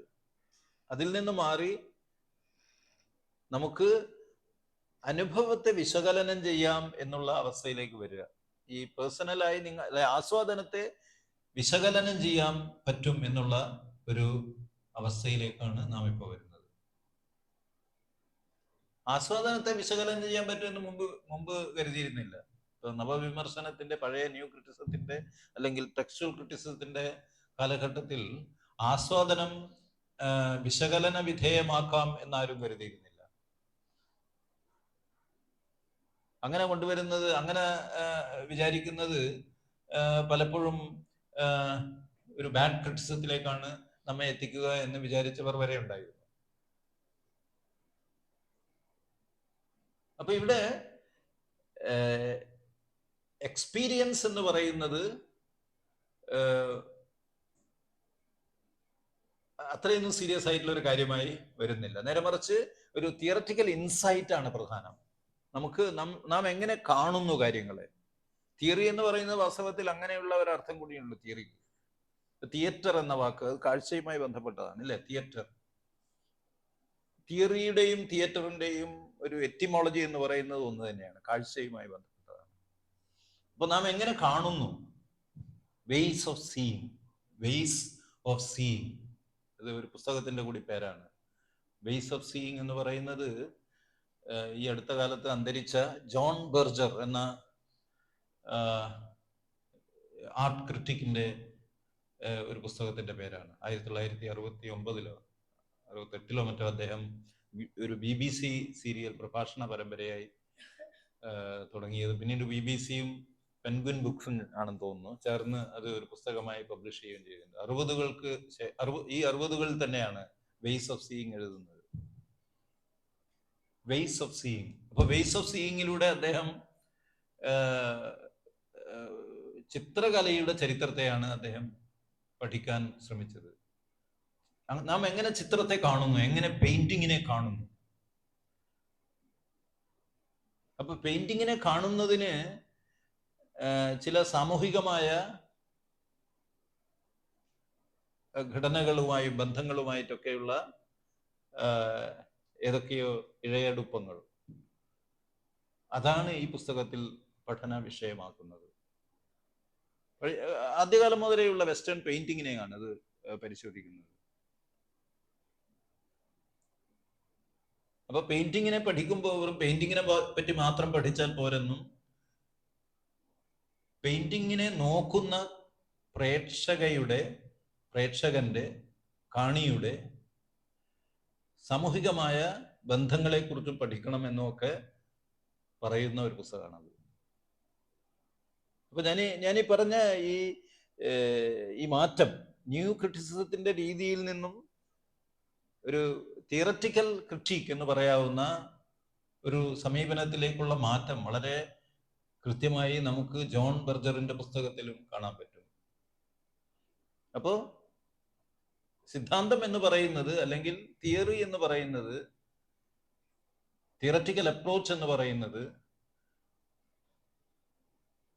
അത് ഒരു കാഴ്ചാശീലത്തെ കുറിച്ചുള്ള വിശകലനം കൂടിയാണ്. നമ്മുടെ കാഴ്ചാശീലങ്ങളാണ് നമ്മുടെ ആസ്വാദന ശേഷിയായി പലപ്പോഴും വിശേഷിപ്പിക്കപ്പെടുന്നത്. അപ്പോൾ കാഴ്ചാശീലമാണത്. നിങ്ങൾ ആർട്ടിനെ ഇങ്ങനെ കാണാൻ ശീലിക്കുമ്പോൾ ഒരു പ്രത്യേക തരത്തിൽ ഉള്ള ഒരു റിയാലിറ്റി ഉണ്ടായി വരികയാണ്. റിയാലിറ്റി എന്നത് പലപ്പോഴും ഇങ്ങനെയുള്ള ഒരു ശീലങ്ങളുടെ ഭാഗമായി ഉണ്ടായി വരുന്നതാണ്. അല്ലാതെ റിയാലിറ്റി എന്നത് എല്ലാവർക്കും പ്രാപ്യമായ റിയാലിറ്റിയായി നിലനിൽക്കുന്നില്ല എന്നുള്ള ഒരു വസ്തുത. എല്ലാവർക്കും പ്രാപ്യമായി ഒരേ തരത്തിലുള്ള ടെക്സ്ചറോടെയുള്ള ഒരു റിയാലിറ്റി എന്ന് പറയുന്നത് അസംഭവ്യമാണെന്നും, റിയാലിറ്റി എന്ന് പറയുന്നത് ഈ തരത്തിലുള്ള ചില ബന്ധങ്ങളിലൂടെയും ഈ തരത്തിലുള്ള ചില അനുശീലനങ്ങളിലൂടെയും ചില കാഴ്ചാശീലങ്ങളിലൂടെയും ഒക്കെ വികസിച്ചു വരുന്ന ഒരു ബാഹ്യ വസ്തുവാണ് എന്നും ഒക്കെ വരുന്നു. ബാഹ്യവസ്തു മാത്രമല്ല, അത് ആ അർത്ഥത്തിൽ നോക്കും ബാഹ്യ ആന്തരികവുമായ തലങ്ങളുടെ ഒരു പ്രതിപ്രവർത്തനം അതിലുണ്ട്. റിയാലിറ്റി എന്ന് പറഞ്ഞാൽ പൂർണ്ണമായും ബാഹ്യമല്ല. റിയാലിറ്റി എന്ന് പറയുന്നത് നമ്മുടെ ആന്തരികമായ നമ്മുടെ അവസ്ഥയുടെ കൂടി ഒരു കൂടിച്ചേരൽ അതിലുണ്ട്. അങ്ങനെ നമുക്ക് റിയാലിറ്റിയെ കാണാൻ പറ്റുള്ളൂ. കാരണം റിയാലിറ്റിയെ പൂർണ്ണമായും ഒരു ബാഹ്യവസ്തുവായി പരിഗണിക്കുന്ന സമീപനമാണ് മുൻപുണ്ടായിരുന്നത്. അതിനെയാണ് പോസിറ്റിവിസം എന്നൊക്കെ പലപ്പോഴും പറയാറ്. ഒരു യാന്ത്രികമായ യുക്തിവാദവുമായിട്ടൊക്കെ ബന്ധപ്പെട്ടിട്ടുള്ള. അത് മാത്രമല്ല, നമ്മുടെ മനസ്സിന്റെ അവസ്ഥയും നമ്മുടെ ഭാഷയും ഒക്കെ റിയാലിറ്റിയുടെ കൺസ്ട്രക്ഷനിൽ പങ്കെടുക്കുന്നുണ്ട്. അപ്പൊ ഇത് വളരെ പ്രധാനപ്പെട്ട ഒരു വിഷയമായി വരുന്നു.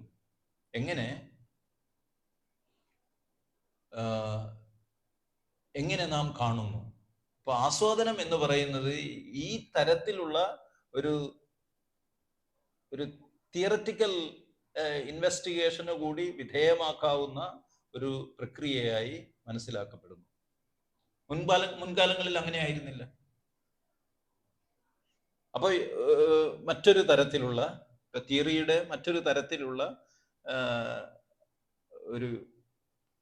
ഒരു സാധ്യതയാണ് നാം ഇതിലൂടെ കാണുന്നത്. എന്ന് മാത്രമല്ല, ഈ കാലഘട്ടത്തിൽ തന്നെയാണ് ഈ ഭാഷ എന്ന് പറയുന്നത് സാധാരണഗതിയിൽ നാം മനസ്സിലാക്കുന്ന തരത്തിലുള്ള ഒരു നിസ്സംഗമായ ഒരു മാധ്യമമല്ല എന്ന ഒരു ബോധം അക്കാദമിക് സമൂഹത്തിന്റെ മനസ്സിൽ വരുന്നത്. ഇപ്പൊ ഭാഷയെക്കുറിച്ച് നേരത്തെ ഞാൻ പറഞ്ഞില്ലേ, ഭാഷ സാധാരണ അത് അപക്വമാണ് എന്ന് ഞാനിപ്പോ പറയും. നേരത്തെ പറഞ്ഞത് ഞാനൊരു തുടക്കത്തിൽ പറഞ്ഞേ ഉള്ളൂ. ഭാഷ എന്ന് പറയുന്നത് ഒരു വിനിമയോപാധിയാണ്. ഞാൻ ഇതിനെ മേശ എന്ന് പറയുന്നു, അല്ലെങ്കിൽ ഇതിനെ ഇത് വേറെ എന്തെങ്കിലും പേരിൽ ഞാൻ പറയുന്നു. അതിന് ആ വസ്തുവുമായി വലിയ ബന്ധമൊന്നുമില്ല, ഉണ്ടോ? അപ്പൊ അതിനെ നിങ്ങൾ എന്ത് പേര് വിളിച്ചാലും അതായി തന്നെ നിൽക്കും. അതിനെ നിങ്ങൾക്ക് മേശ എന്നോ കസേര എന്നോ അല്ലെങ്കിൽ ടീപ്പോയ് എന്നോ എന്ത് വേണമെങ്കിലും വിളിക്കാം.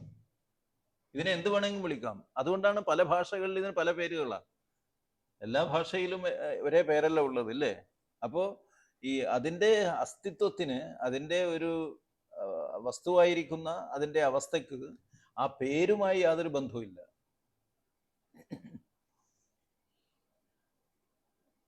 അതാണ് ഭാഷ ആർബിട്രറി, നെയിംസ് ആർ ആർബിട്രറി എന്നൊക്കെ പറയുന്നതിന്റെ അർത്ഥം അതാണ്. അത് വേറൊരു കാര്യം. അപ്പോ ഈ ഭാഷയെക്കുറിച്ച് മുമ്പുണ്ടായിരുന്ന ധാരണ അങ്ങനെയല്ല. പക്ഷെ ഭാഷയെക്കുറിച്ച് മുമ്പ് ആയിരുന്ന ധാരണ ഇതിന് ഈ അർത്ഥം മാത്രമേ സാധ്യമാവുള്ളൂ, ഇത് കൃത്യമാണ്, ഇത് ആശയവിനിമയമാണ് ഇതിന്റെ ഉപാധി എന്നൊക്കെയാണ്. ആശയവിനിമയത്തിനുള്ള ഉപാധിയാണ്, അതാണ് ഇതിന്റെ ഒരു പർപ്പസ്, അതാണ് ഇതിന്റെ ഒരു ലക്ഷ്യം എന്നൊക്കെ നാം മുൻകാലങ്ങളിൽ വിചാരിച്ചിരുന്നു. പക്ഷേ അപ്പൊ അത് ഇങ്ങനെയുള്ള ഒരു വസ്തു ഭാഷ എന്ന മാധ്യമത്തിലൂടെ കടന്നു പോകുന്നു എന്ന് മാത്രമേ ഉള്ളൂ. അപ്പോൾ നമുക്ക് അതിനെ കുറിച്ച് പറയാൻ പറ്റുന്നു.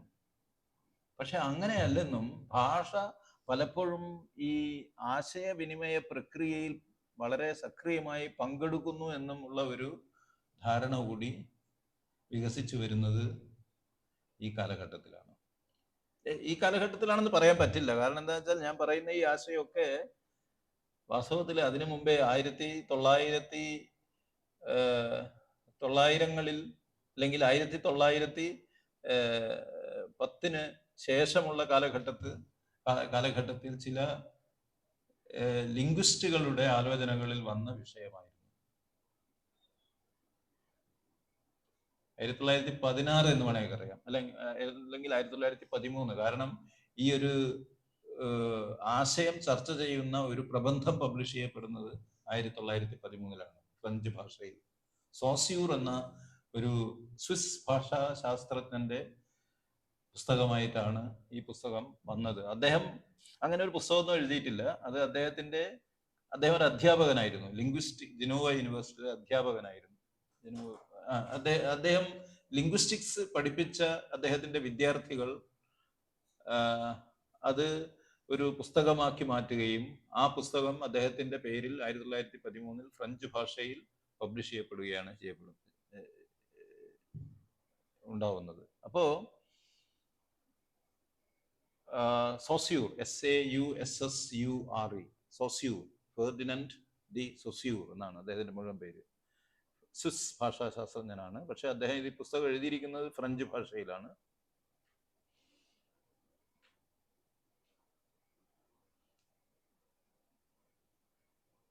കോഴ്സ് ഇൻ ജനറൽ ലിംഗ്വിസ്റ്റിക്സ് എന്നാണ് അതിന്റെ translation, English translation. Course in linguistics, in general linguistics, course the linguistic general എന്ന് ഫ്രഞ്ച് ഭാഷയിലുള്ള ടൈറ്റിൽ. കോഴ്സ് COURS, ഇത് ഫ്രഞ്ച് ആണെങ്കിൽ കോഴ്സ് ഡി ലിംഗ്വിസ്റ്റിക് QUE ആണ്. Linguistic general, GENERALE, general. Course in general linguistics. അപ്പോൾ സാമാന്യ ഭാഷാശാസ്ത്രത്തിന് ഒരു പാഠ്യ പദ്ധതി എന്നാണ് വേണേൽ നമുക്ക് മലയാളത്തിൽ അതിനെ ട്രാൻസ്ലേറ്റ് ചെയ്യാൻ പറ്റുക. സാമാന്യ ഭാഷാശാസ്ത്രത്തിന് ഒരു പാഠ്യപദ്ധതി. അപ്പൊ ഈ കൃതി പക്ഷേ അപ്പോഴൊന്നും അത്രയൊന്നും ജനപ്രിയമാവുന്നില്ല. അത് 60കളിലാണ് അതിന്റെ ഒരു ഉൾക്കാഴ്ചയൊക്കെ വളരെ പ്രധാനമാണ് എന്ന് അക്കാദമിക് സമൂഹത്തിന് അല്ലെങ്കിൽ ബൗദ്ധിക ദൈക്ഷണിക സമൂഹത്തിന് ബോധ്യമാവുന്നത്. ഇത് ഇദ്ദേഹം മാത്രമല്ല, ഏകദേശം അതേ കാലഘട്ടത്തിൽ തന്നെ ജീവിച്ചിരുന്ന ഒരു അമേരിക്കൻ സീമിയോട്ടീഷ്യൻ ഉണ്ട്. അദ്ദേഹത്തിന്റെ പേര് പിയേഴ്സ് എന്നാണ്, Charles Sanders Peirce, CS Peirce. അദ്ദേഹവും ഇതേ തരത്തിലുള്ള ആർഗ്യുമെന്റ്, അതുകൊണ്ടാണ് ഞാൻ 1900-ത്തിന്റെ തുടക്കം മുതൽ എന്നൊക്കെ പറഞ്ഞത്. കാരണം അദ്ദേഹം കുറച്ചുകൂടി ഏകദേശം ഈ സമയത്ത് തന്നെയാണ്, ഒരു അമേരിക്കൻ സീമിയോട്ടീഷ്യനാണ്. അദ്ദേഹത്തിന്റെ സീമിയോളജിയെ കുറിച്ച് അല്ലെങ്കിൽ സീമിയോട്ടിക്സിനെ കുറിച്ചുള്ള പഠനങ്ങളിലും ഈ തരത്തിലുള്ള സമാനമായ ആശയങ്ങൾ വരുന്നുണ്ട്. അപ്പോൾ ഈ ആശയങ്ങളുടെ ഒരു ഉൾക്കാഴ്ച എന്ന് പറയുന്നത് ഇതാണ്. ഭാഷ എന്ന് പറയുന്നത് നാം വിചാരിക്കുന്നത് പോലെ പാസീവായി ആശയത്തെ കടത്തിവിടുന്ന ഒരു മാധ്യമമല്ല. നേരെ മറിച്ച് ആശയവിനിമയ പ്രക്രിയയിൽ സക്രിയമായി ഭാഷ ഇടപെടുന്നുണ്ട്. അപ്പോൾ അതുകൊണ്ടാണ് ഓരോ ഭാഷയിലും ഉണ്ടാവുന്ന ആശയങ്ങൾ തനത് ആശയങ്ങളാണെന്നും അവയെ മറ്റു ഭാഷകളിലേക്ക് അതേ അർത്ഥ സൂചനയോടെ നമുക്ക് ഒരുപക്ഷെ ട്രാൻസ്ലേറ്റ് ചെയ്യാൻ പറ്റിയെന്ന് വരില്ല എന്നും പറയേണ്ടി വരുന്നത്.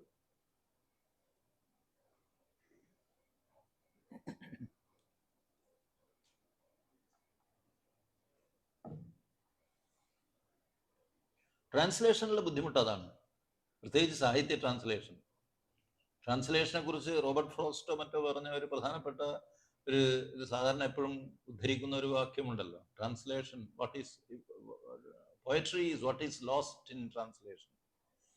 Poetry is what is lost in translation.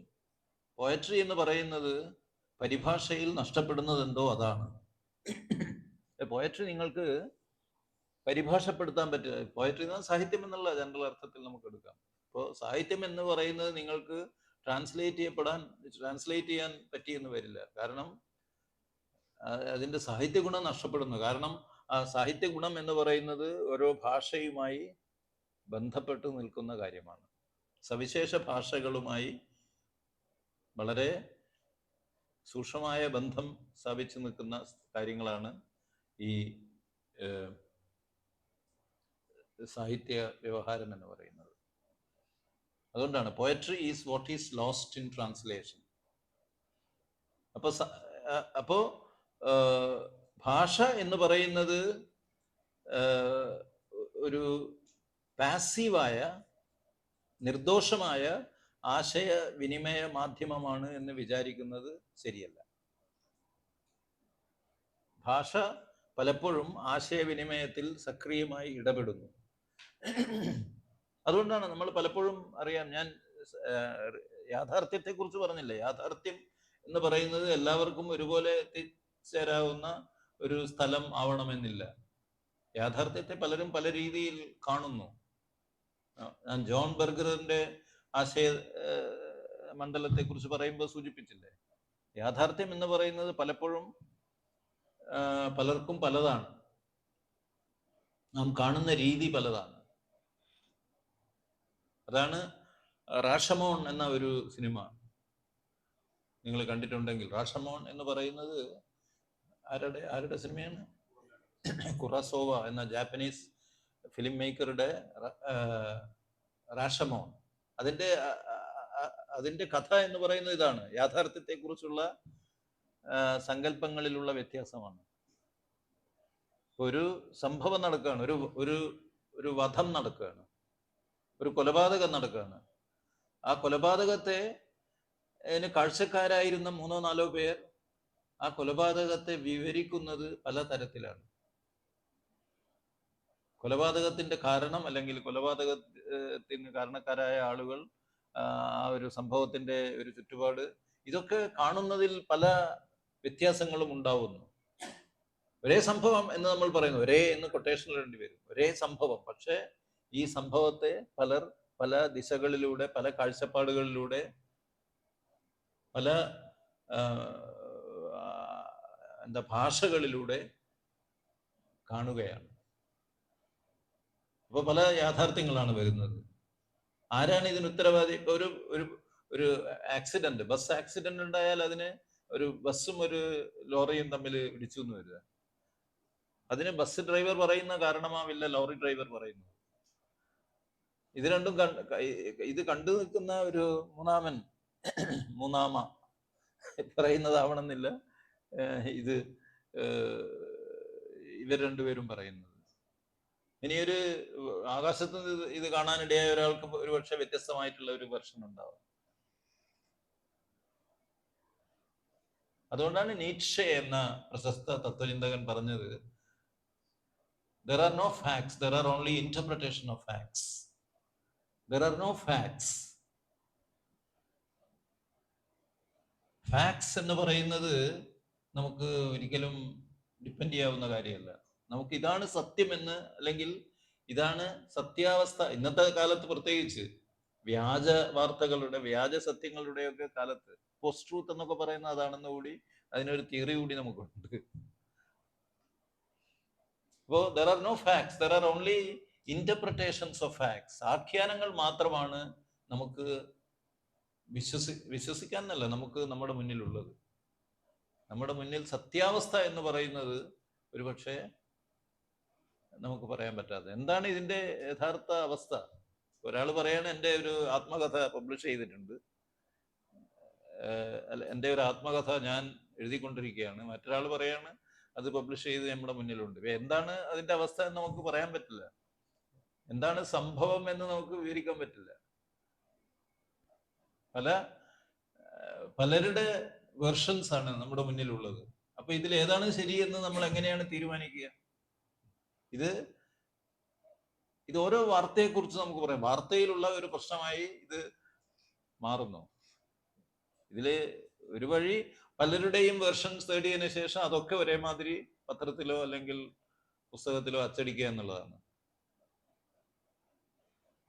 അങ്ങനെ ചെയ്യാൻ പറ്റുന്നില്ലെങ്കിൽ ഇത് വലിയ പ്രശ്നമായി മാറും, അല്ലേ? യാഥാർത്ഥ്യം എന്താണ് എന്നുള്ളത് വളരെ വലിയ ഒരു വിഷയമായി നമ്മുടെ മുന്നിൽ നിൽക്കും. എന്തായാലും ഈ തരത്തിൽ ഭാഷയെക്കുറിച്ചുള്ള ഒരു ചിന്ത, അത് സോസ്യൂർ അല്ലെങ്കിൽ പിയേഴ്സ്, സോസ്യൂറും പിയേഴ്സും അങ്ങനെയുള്ളവരും ആദ്യകാലത്ത് പറഞ്ഞതാണ്. പക്ഷേ അതിന് അത് പ്രധാനമാണ് എന്ന് വരുന്നത് ഈ തിയറിയുടെ വരവോടെയാണ്, അല്ലെങ്കിൽ സിദ്ധാന്തത്തിന്റെ വരവോടെയാണ്. അപ്പൊ അങ്ങനെയാണ് പലപ്പോഴും സിദ്ധാന്തം ഒരു വലിയ വിഷയമായി 60കളിൽ നമ്മുടെ മുന്നിൽ വന്ന് നിൽക്കാൻ തുടങ്ങിയത്. അപ്പോൾ അതുകൊണ്ടാണ് അന്ന് ലിംഗ്വിസ്റ്റിക്സ് എന്ന് പറയുന്നത് ഒരു വലിയ വിഷയമായി മാറി. ലിംഗ്വിസ്റ്റിക്സ് വളരെ പോപ്പുലർ ആയിട്ടുള്ള ഒരു വിഷയമായി മാറി. ലിംഗ്വിസ്റ്റിക്സ് പലപ്പോഴും പറഞ്ഞത് ഭാഷയെ കുറിച്ച് മുമ്പുണ്ടായിരുന്ന ധാരണയിൽ നിന്ന് വ്യത്യസ്തമായിട്ടുള്ള ഒരു കാര്യമാണ് എന്ന് വന്നു. ലിംഗ്വിസ്റ്റിക്സ് എന്ന് പറഞ്ഞാൽ സോസൂറിയൻ ലിംഗ്വിസ്റ്റിക്സ്. കാരണം മുമ്പും പഴയ തരത്തിലുള്ള ലിംഗ്വിസ്റ്റിക്സ്, നമ്മുടെ അതിനെ ഹിസ്റ്റോറിക്കൽ ലിംഗ്വിസ്റ്റിക്സ് എന്നാണ് പറയാറ്, ചരിത്രപരമായ ലിംഗ്വിസ്റ്റിക്സ്. പക്ഷെ അത് പലപ്പോഴും നമുക്ക് വിശ്വസിക്കാൻ പറ്റാത്ത ഒരു കാര്യമായി വന്നു. അപ്പോ ഇത് മറ്റൊരു മേഖല. തിയറി വന്ന വഴികളാണ് ഞാൻ പറയുന്നത്, തിയറി വന്ന വഴികളാണ്. അപ്പൊ അങ്ങനെയാണ് 60കൾക്ക് ശേഷം നമ്മൾ പലതരത്തിലുള്ള തിയറിസ്റ്റുകളെ കുറിച്ച് അറിയുന്നു. ഇപ്പൊ തിയറി എന്ന് പറയുമ്പോൾ തന്നെ പലപ്പോഴും ഈ specific theories of literature, literary theory എന്ന് പറയുമ്പോൾ സ്പെസിഫിക് തിയറീസ് ഓഫ് ലിറ്ററേച്ചറിനെ കുറിച്ച് പറയാറുണ്ട്. ഇപ്പൊ സ്ട്രക്ചറലിസ്റ്റ് തിയറി ഓഫ് ലിറ്ററേച്ചർ, അല്ലെങ്കിൽ ന്യൂ ഹിസ്റ്റോറിസിസ്റ്റ് തിയറി ഓഫ് ലിറ്ററേച്ചർ, അല്ലെങ്കിൽ new Marxist theory of literature, അല്ലെ സൈക്കോ അനാലിറ്റിക് തിയറി ഓഫ്, ഇതൊക്കെ ലിറ്ററേച്ചറിനെ പറ്റി പറയാവുന്ന പല തരത്തിലുള്ള തിയറീസ് ആണ്. അങ്ങനെ അല്ലാതെ തിയറി എന്ന ഒരു കോമൺ പേരും പലപ്പോഴും പലരും ഉപയോഗിക്കാൻ തുടങ്ങി ഈ കാലഘട്ടത്തെ കുറിച്ച് പറയുമ്പോൾ. തിയറി, അവിടെയാണ് ഇത് തിയറി എന്ന് പറയുന്നത് ഒരു മെത്തഡോളജിക്കൽ ആയിട്ടുള്ള, രീതിശാസ്ത്രപരമായിട്ടുള്ള ഒരു അപ്രോച്ചായി മാറുന്നു, ഒരു സമീപനമായി മാറുന്നത്. അത് വളരെ പ്രധാനമായി പിന്നീട് വരുന്നു എന്നാണ് നാം മനസ്സിലാക്കേണ്ടത്. രീതിശാസ്ത്രം എന്ന് പറഞ്ഞാൽ എന്താണ്? അതിനെ നാം എങ്ങനെ കാണുന്നു എന്നുള്ള അതിന്റെ സമീപനം എന്താണ് എന്നതുമായി ബന്ധപ്പെട്ട കാര്യമാണ്. നേരെ മറിച്ച് രീതിശാസ്ത്രത്തിന്റെ ഒരു അപരം ആയി വരിക പലപ്പോഴും അതിന്റെ ഒരു കണ്ടന്റുമായി ബന്ധപ്പെട്ടതാണ്. ഇപ്പൊ കണ്ടന്റും അതിന്റെ ഒരു മെത്തഡോളജിയും. ഇപ്പൊ കണ്ടന്റിന്റെ തലത്തിൽ തീർച്ചയായും ഇത് പലതരത്തിലുള്ള മാറ്റങ്ങളും ലിംഗ്വിസ്റ്റിക്സ് കൊണ്ടുവന്നിട്ടുണ്ട്. ഇപ്പൊ അതുകൊണ്ടാണ് ഇപ്പോ സോസൂറിയൻ ലിംഗ്വിസ്റ്റിക്സിനെ, സോസൂറിയൻ ഈ പുസ്തകത്തെ, ഞാൻ നേരത്തെ പറഞ്ഞ പുസ്തകം ഉണ്ടല്ലോ, കോഴ്സ് ഇൻ ജനറൽ ലിംഗ്വിസ്റ്റിക്സ്, അതിനെ നമുക്ക് വേണമെങ്കിൽ ലിംഗ്വിസ്റ്റിക്സിലെ, മോഡേൺ ലിംഗ്വിസ്റ്റിക്സിലെ ഒരു ക്ലാസിക്കായി കാണാം. അപ്പൊ നമ്മൾ അത് പ്രദാനം ചെയ്യുന്ന വിജ്ഞാന ശകലങ്ങളെ കുറിച്ചൊക്കെയാണ് ആലോചിക്കുന്നത്. ലിംഗ്വിസ്റ്റിക്സ് എന്ന വിഷയത്തെക്കുറിച്ച് അത് തരുന്ന പുതിയ ഉൾക്കാഴ്ചകൾ എന്തൊക്കെയാണ്? നേരെമറിച്ച് നമുക്ക് അതിനെ എല്ലാ സാമൂഹ്യ ശാസ്ത്രങ്ങൾക്കും ബാധകമായ ഒരു രീതിശാസ്ത്രം ഉൽപ്പാദിപ്പിക്കാവുന്ന ഒരു ഇടമായി നമുക്ക് കാണാം. അങ്ങനെ രണ്ട് തരത്തിൽ നമുക്ക് ഈ പുസ്തകത്തെ കാണാം. ലിംഗ്വിസ്റ്റുകളെ സംബന്ധിച്ചിടത്തോളം, അല്ലെങ്കിൽ ഭാഷാശാസ്ത്ര പടുക്കളെ സംബന്ധിച്ചിടത്തോളം, ഭാഷാശാസ്ത്രജ്ഞരെ സംബന്ധിച്ചിടത്തോളം അത് ഭാഷാശാസ്ത്രത്തിലെ ഒരു വലിയ കാൽവെപ്പായി മനസ്സിലാക്കാം, ഒരു വലിയ ക്ലാസിക്കായി നമുക്ക് കാണാം. അത് അതിൻ്റെ കണ്ടന്റുമായി ബന്ധപ്പെട്ടതാണ്. നേരെ മറിച്ച് അത് ഒരു മെത്തഡോളജിക്കൽ മോഡൽ, ഒരു രീതിശാസ്ത്ര മാതൃക പ്രദാനം ചെയ്യുന്ന കൃതിയായി അതിനെ വിലയിരുത്തുമ്പോൾ അത് എല്ലാ സാമൂഹ്യ ശാസ്ത്രങ്ങൾക്കും ബാധകമായിട്ടുള്ള ഒരു കാര്യമായി മാറുന്നു. അപ്പൊ അതുകൊണ്ടാണ് ഇതിൽ നിന്നുള്ള ഇപ്പൊ സ്ട്രക്ചറലിസം എന്ന് പറയുന്നത് അത് ലിംഗ്വിസ്റ്റിക്സ് എന്ന് വന്നിരിക്കുന്ന ഒരു ടേമാണ്. സ്ട്രക്ചറലിസം, അതിന്റെ അർത്ഥം പുറമേക്ക് കാണുന്ന അതിന്റെ ഘടനയല്ല, അതിന്റെ ഉള്ളിലുള്ള ഘടന എന്നാണ് അതിന്റെ ബേസിക് ആയിട്ടുള്ള അർത്ഥം. പുറമേക്ക് കാണുന്ന ഭാഷാശാസ്ത്രത്തിന്റെ ഘടന അതല്ലാതെ ഒരു ഡീപ് സ്ട്രക്ചർ ഉണ്ട് എന്നാണ് സ്ട്രക്ചറലിസ്റ്റ് ലിംഗ്വിസ്റ്റ് പറയുക. ഒരു സെന്റൻസ് അതിൻ്റെ പുറമേക്ക് കാണുന്ന അതിൻ്റെ ഘടന, സാധാരണ ഇവർ പറയുന്ന ഈ ലിംഗ്വിസ്റ്റുകൾ ഉപയോഗിക്കുന്ന ഒരു ഉദാഹരണം, flying planes can be dangerous. സാധാരണ അവർ ഉപയോഗിക്കുന്ന ഒരു ഉദാഹരണമാണ് flying planes can be dangerous. അതിന് ഒരു അർത്ഥശങ്ക ഉണ്ടാക്കുന്ന വാക്യമാണത്. എന്തുകൊണ്ടത്? ഫ്ലൈയിങ് പ്ലെയിൻസിനെ ഫ്ലൈ ചെയ്യുന്നത് അത് കുറച്ച് അപകടകരമായ എന്നുള്ളൊരർത്ഥമുണ്ട്. അതുകൂടാതെ ഫ്ലൈയിങ് പ്ലെയിൻസ്, ആകാശത്ത് പറക്കുന്ന planes, that can be dangerous. അപ്പൊ ഈ ഒരു ഇതിനെ എങ്ങനെ നമ്മൾ പരിഹരിക്കും എന്ന് ചോദിച്ചാൽ ഇതിന് രണ്ട് അധോഘടന, ഇതിന്റെ ഒരു ഡീപ്പ് ഘടന എന്ന് പറയുന്നത് വ്യത്യസ്തമാണ് എന്നാണ് അവർ പറയുക. അപ്പൊ അതുപോലെ സ്ട്രക്ചറലിസം എന്ന് പറയുന്നത് സാമൂഹ്യ ശാസ്ത്രത്തിൽ വരുമ്പോൾ വ്യത്യസ്തമായ ഉപരിഘടനകളും ഉണ്ടെങ്കിലും അവയുടെ ഡീപ്പർ എന്ന് പറയാവുന്ന സ്ട്രക്ചർ പലപ്പോഴും അങ്ങനെ ആവണമെന്നില്ല എന്നൊക്കെ വിചാരിക്കുന്നതാണ്.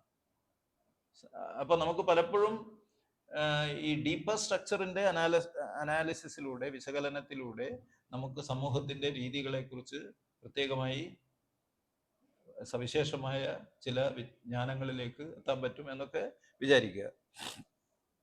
ഏതായാലും ഈ തരത്തിലുള്ള ഒരു തിയറിയുടെ ഒരു മാറ്റം, ഈ തലത്തിലേക്കുള്ള ഒരു മാറ്റം അത് നടക്കുന്നത് 60കളിലാണ്. അതിനെക്കുറിച്ചാണ് നാം സംസാരിച്ചത്.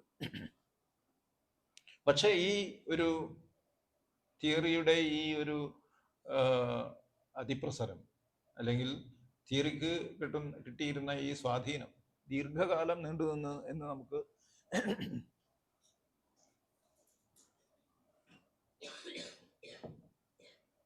നമുക്ക് പറയാൻ പറ്റില്ല. കാരണം ഒരു 2000 ഒക്കെ ആയപ്പോൾ തിയറി പൊതുവെ അതിനുണ്ടായിരുന്ന മാന്യത, അക്കാദമിക് എന്ന് പറയാവുന്ന മാന്യത, അത് മെല്ലെ മെല്ലെ അപ്രത്യക്ഷമാവുന്നുണ്ട്. അങ്ങനെ തിയറി അസംഗതമായി മാറി എന്നല്ല ഞാൻ പറയുന്നത്. കാരണം തിയറി കൊണ്ടുവരുന്ന ഉൾക്കാഴ്ചകൾ അത് പ്രധാനമായി തുടരുന്നുണ്ട് തീർച്ചയായും. പക്ഷേ ഈ ഉൾക്കാഴ്ചകൾക്കപ്പുറം തിയറിക്കുണ്ടായിരുന്ന ഒരു സവിശേഷമായ ഒരു സ്വാധീനം അത് ഒരുപക്ഷെ മങ്ങിപ്പോകുന്നുണ്ട്. അത് നമ്മൾ മനസ്സിലാക്കുന്നത് ഈ തിയറിയെക്കുറിച്ചുള്ള പുതിയ ചില പുസ്തകങ്ങളുടെ വരവിലൂടെയാണ്. ഇപ്പൊ പോസ്റ്റ് തിയറി എന്നൊരു വാക്ക്, പോസ്റ്റ് തിയറി എന്ന് പറഞ്ഞാൽ എന്താണ്? തിയറിക്ക് ശേഷം എന്നാണ്, ഇല്ലേ? Post theory, post-theory. ഇപ്പൊ തിയറിക്ക് ശേഷം എന്ന് പറഞ്ഞാൽ തിയറി കഴിഞ്ഞു എന്നാണ് അർത്ഥം. അങ്ങനെ ഒരു പുസ്തകം, പിന്നെ ഇപ്പൊ തിയറിയെ കുറിച്ചുള്ള ആദ്യകാലത്തെ ഒരു പുസ്തകം എഴുതിയത് ഈഗിൾട്ടൺ ആണ്. ഈഗിൾട്ടൺ 1984 എഴുതിയ പുസ്തകമാണിത്, ലിറ്റററി തിയറി ആൻഡ് ഇൻട്രൊഡക്ഷൻ. അപ്പൊ തിയറിക്ക് ഈ മാന്യത വന്ന സമയത്താണ് 60കളിൽ എന്ന് ഞാൻ പറഞ്ഞില്ലേ. അപ്പൊ 70കളൊക്കെ ആകുമ്പോൾ തിയറി വളരെ പ്രധാനപ്പെട്ട ഒരു വിഷയമായി വരുന്നു. ആ കാലഘട്ടത്തിൽ എഴുതിയ ഒരു പുസ്തകമാണ്. ഇതേ ഈഗിൾട്ടൺ തന്നെ തിയറിയുടെ ഈ മാന്യത കുറഞ്ഞു വന്നപ്പോൾ 2004-ലോ 2003-ൽ അദ്ദേഹം ഒരു പുസ്തകം എഴുതുന്നുണ്ട്, ആഫ്റ്റർ തിയറി. അപ്പൊ തിയറിക്ക് ശേഷം എന്തൊക്കെ സംഭവിച്ചു, അതിൽ അദ്ദേഹം തിയറിക്കുണ്ടായിരുന്ന പ്രാമാണ്യത്തെയൊക്കെ അദ്ദേഹം ഒരു ചെറിയ കളിയാക്കലോടെയാണ് പിന്നീട് വരുമ്പോൾ സംസാരിക്കുന്നത്. എന്ന് മാത്രമല്ല, പോസ്റ്റ് തിയറി എന്ന പേരിൽ ഒന്നിലധികം പുസ്തകങ്ങൾ വരുന്നുണ്ട് ഈ കാലഘട്ടത്തിൽ. അതായത് 2 ആന്തോളജികൾ. 1999-ൽ ഒരു പുസ്തകം വരുന്നു, new directions in criticism, post theory, new directions in criticism, edited by Martin McQuillan, Robin Purves, Graeme Macdonald. ഇത് എഡിൻബറോ യൂണിവേഴ്സിറ്റി പ്രസ് 1999-ൽ പബ്ലിഷ് ചെയ്ത പുസ്തകമാണ്. 2004-ൽ വേറൊരു പുസ്തകം അതേ പേരിൽ, അതായത് പോസ്റ്റ് തിയറി എന്ന മെയിൻ ടൈറ്റിലോടെ, post theory culture criticism, edited by Stefan Herbrechter and Martin Callus, 2004-ൽ. ഈഗിൾട്ടന്റെ പുസ്തകം 2003. വാസ്തവത്തിൽ ഈഗിൾട്ടന്റെ പുസ്തകം, അതുപോലെ ഡേവിഡ് ലോഡ്ജിന്റെ ഒരു ആന്തോളജി, അതും 1970-കളിൽ വന്നതാണ്. അതൊക്കെ ശരിക്കും വാസ്തവത്തിൽ അല്ല 80-കളിൽ വന്നതാണ്. ഈ തിയറിയെ അക്കാഡമിക് മണ്ഡലത്തിൽ എസ്റ്റാബ്ലിഷ് ചെയ്ത പുസ്തകങ്ങളാണ്. ഈ literary theory and introduction, Terry ഈഗിൾട്ടൻ്റെത്. അതുപോലെ ഡേവിഡ് ലോഡ്ജിന്റെ literary criticism and theory, literary criticism and theory എന്ന പേരിൽ ഡേവിഡ് ലോഡ്ജ് എഴുതിയ പുസ്തകം. അല്ല, അതിന്റെ പേര് മോഡേൺ ക്രിറ്റിസിസം ആൻഡ് തിയറി എന്നാണ്. ലിറ്റററി ക്രിറ്റിസിസം അല്ല, modern criticism and theory, a reader.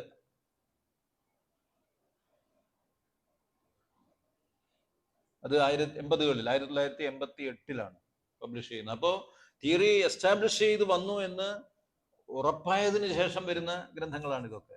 കാരണം അതിന് അത്ര വലിയ ഒരു മാന്യത വന്നപ്പോഴാണ് ഈ പുസ്തകങ്ങളൊക്കെ വരുന്നത്. ഈ ഡേവിഡ് ലോഡ്ജിന്റെ കാര്യത്തിൽ അദ്ദേഹം അതിന് ഒരു 10 വർഷം മുമ്പ്, 15 വർഷം മുമ്പ്, 1972-ൽ അദ്ദേഹം ഈ ക്രിറ്റിസിസത്തെ കുറിച്ച്, അല്ലെങ്കിൽ തിയറിയെ കുറിച്ച് എന്ന് വേണമെങ്കിൽ പറയാം, ഉള്ള ലേഖനങ്ങളുടെ ഒരു ആദ്യ സമാഹാരം അതിനു മുമ്പ് പബ്ലിഷ് ചെയ്യുന്നുണ്ട്. പലരുടെ ലേഖനങ്ങളുടെ ഒരു സമാഹാരമാണത്. ആ പുസ്തകത്തിന്റെ പേര് ലിറ്റററി ക്രിറ്റിസിസം എ റീഡർ എന്ന, 20th century literary criticism a reader. അതിന്റെ തമാശ, ആ പുസ്തകത്തിൽ 15 വർഷത്തിന് ശേഷം അദ്ദേഹം സമാഹരിച്ച പുതിയ പുസ്തകത്തിൽ ഉൾപ്പെടുത്തിയ പല കൃതികളെ കുറിച്ചുമുള്ള സൂചന പോലും ഉണ്ടായിരുന്നില്ല എന്നുള്ളതാണ്. ഈ 15 വർഷത്തിന് ശേഷം അദ്ദേഹം പബ്ലിഷ് ചെയ്ത പുസ്തകത്തിലുള്ള കൃതികൾ ഈ 15 വർഷത്തിനിടക്ക് പബ്ലിഷ് ചെയ്യപ്പെട്ടതല്ല എന്നതാണ് രസകരം. അവ 20-ാം നൂറ്റാണ്ടിന്റെ ആരംഭകാലം മുതലേ എഴുതപ്പെട്ടവയാണ്. ഇപ്പൊ റൊമാൻ യാക്കോബ്സൺ, അദ്ദേഹം 1930-കളിലൊക്കെയാണ്, അല്ലെ 20-കളിലും 30-കളിലൊക്കെയാണ്, 30-കളിലും 40-കളിലൊക്കെയാണ് അദ്ദേഹത്തിന്റെ കൃതികൾ എഴുതുന്നത്. അല്ലെങ്കിൽ ഷ്ക്ലോസ്കി 1920-കളിലൊക്കെയാണ്, 20-കൾക്ക് കുറച്ച് മുമ്പും ശേഷമൊക്കെയാണ് അദ്ദേഹം എഴുതുന്നത്. അപ്പൊ ഇങ്ങനെയുള്ള എഴുത്തുകാരൊക്കെ ഉണ്ടായിരിക്കുമ്പോൾ തന്നെയാണ് അദ്ദേഹം 1972-ൽ തന്റെ ആദ്യ സമാഹാരം പബ്ലിഷ് ചെയ്യുന്നത്, literary 20th century literary criticism a reader, 1972-ൽ. അതില് ഈ ഇപ്പൊ സോസ്യൂറിന്റെ പേര് അതിലില്ല, അല്ലെങ്കിൽ ഞാൻ ഈ പറഞ്ഞ സ്ക്ലോസ്കിയുടെ പേരില്ല, അല്ലെങ്കിൽ ജക്കോബ്സന്റെ പേര്, ഇങ്ങനെയുള്ള പല എഴുത്തുകാരുടെ പേരും നിങ്ങൾ ഇതിൽ കാണില്ല. അപ്പൊ 15 വർഷം കൊണ്ട് നടന്നിരിക്കുന്ന സംഭവമാണെന്ന് വരുന്നു. 15 വർഷം കൊണ്ട് ഈ എഴുത്തുകാരൊക്കെ പുതിയ മാന്യത കിട്ടുകയാണ്. അങ്ങനെയാണ് വാസ്തവത്തിൽ ഒരു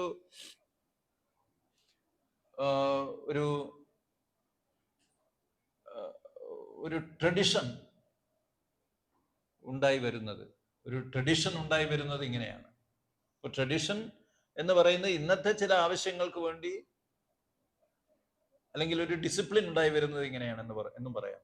ഇന്നത്തെ ആവശ്യങ്ങൾക്ക് വേണ്ടി, ഇന്നത്തെ ആവശ്യങ്ങൾക്കുള്ള റിക്വയർമെന്റ് എന്നുള്ള നിലയിലാണ് ഈ ചില പ്രവണതകളും ചില ആശയ സമുച്ചയങ്ങളൊക്കെ നമ്മൾ ഒന്നിച്ചു ചേർത്ത് ഒരു പാരമ്പര്യമാക്കി മാറ്റുന്നത്. പക്ഷേ അതിന് പാരമ്പര്യമായിട്ടുള്ള ഒരു സ്വീകാര്യത അതിന് കിട്ടണമെന്നുണ്ടെങ്കിൽ ഭൂതകാലത്തിലേക്ക് നീണ്ടു ചെല്ലുന്ന ഒരു ഒരു നിര എഴുത്തുകാർ ഇതിന്റെ ഭാഗമായി ഉണ്ട് എന്ന് നമുക്ക് കാണിക്കേണ്ടി വരും. ആ ഒരു കാണിക്കലാണ് വാസ്തവത്തിൽ ഈ ഒരു സമാഹാര നിർമ്മാണത്തിലൂടെ സംഭവിക്കുന്നത്. അപ്പോൾ പിന്നെ 20-ാം നൂറ്റാണ്ടിന്റെ ആരംഭകാലം മുതലേ സോസ്യൂർ മുതൽ ഉള്ള ഒരു പുതിയ നിര എഴുത്തുകാരുടെ പാരമ്പര്യം ഇതിന്റെ ഭാഗമായി, തിയറിയുടെ ഭാഗമായി വികസിച്ചു വരികയാണ്. അങ്ങനെയാണ് ഒരു തിയററ്റിക്കൽ ട്രഡിഷൻ ഉണ്ടായി വരുന്നത്. അപ്പൊ നമ്മൾ പറയാറില്ല, ഇപ്പൊ തിയററ്റിക്കൽ ട്രഡിഷൻ കൂടി ഇതിന്റെ ഭാഗമായിട്ടുണ്ട്, ഇതിന്റെ ഭാഗമായി വരുന്നുണ്ട്. ഈ ഒരു തിയററ്റിക്കൽ ട്രഡിഷൻ ഉണ്ടായി വരുന്നത് ഇങ്ങനെയാണ്.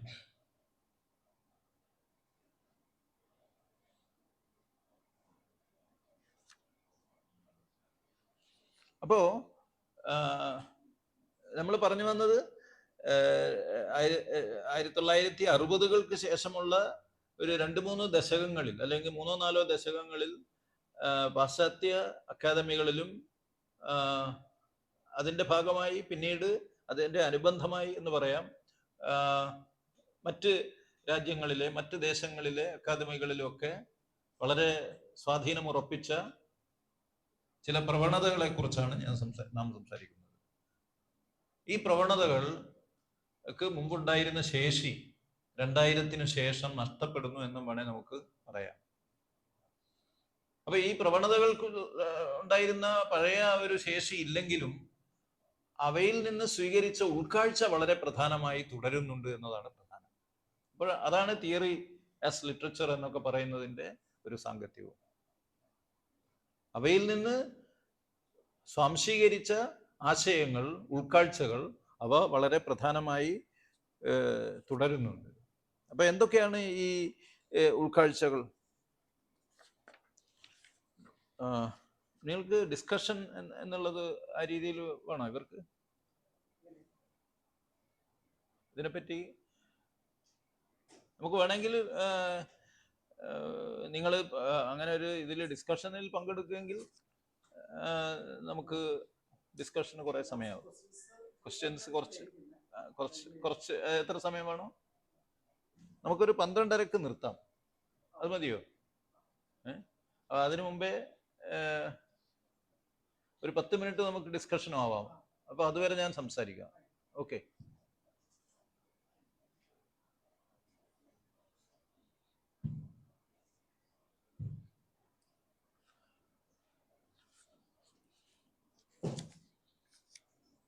അപ്പൊ ഈ കാര്യം മാത്രമാണ് ഞാൻ എന്താ, നിങ്ങൾക്ക് ബോറടിക്കുന്നുണ്ടെങ്കിൽ പറയാം കേട്ടോ. നമുക്ക് ചോദ്യോത്തര ശൈലിയിലേക്ക് മാറ്റാം. അങ്ങനെ സാധാരണയാണ്. കുറച്ചു നേരം കേട്ടിരിക്കുമ്പോൾ നമ്മുടെ കേൾവി ശേഷി കുറഞ്ഞു വരും.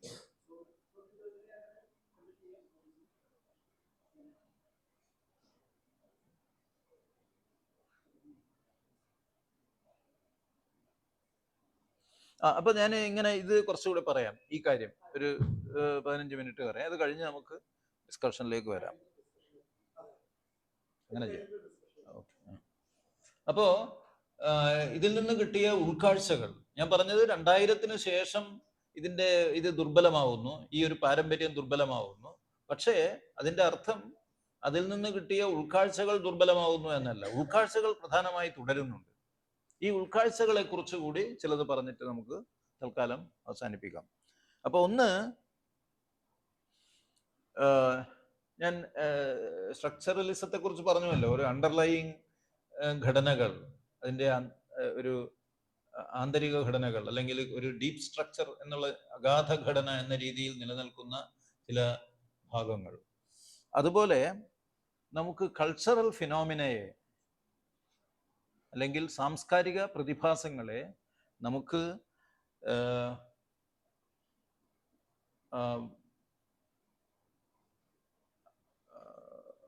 അർത്ഥസൂചനകൾ തരുന്ന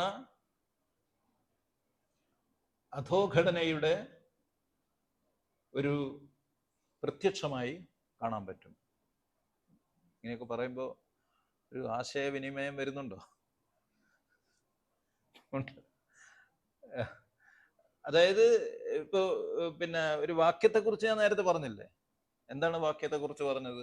വാക്യത്തിന് ഒരു അധോഘടനയുമുണ്ട്, അതിന് പ്രത്യക്ഷമായ ഒരു ഘടനയുണ്ട് എന്ന് പറഞ്ഞു.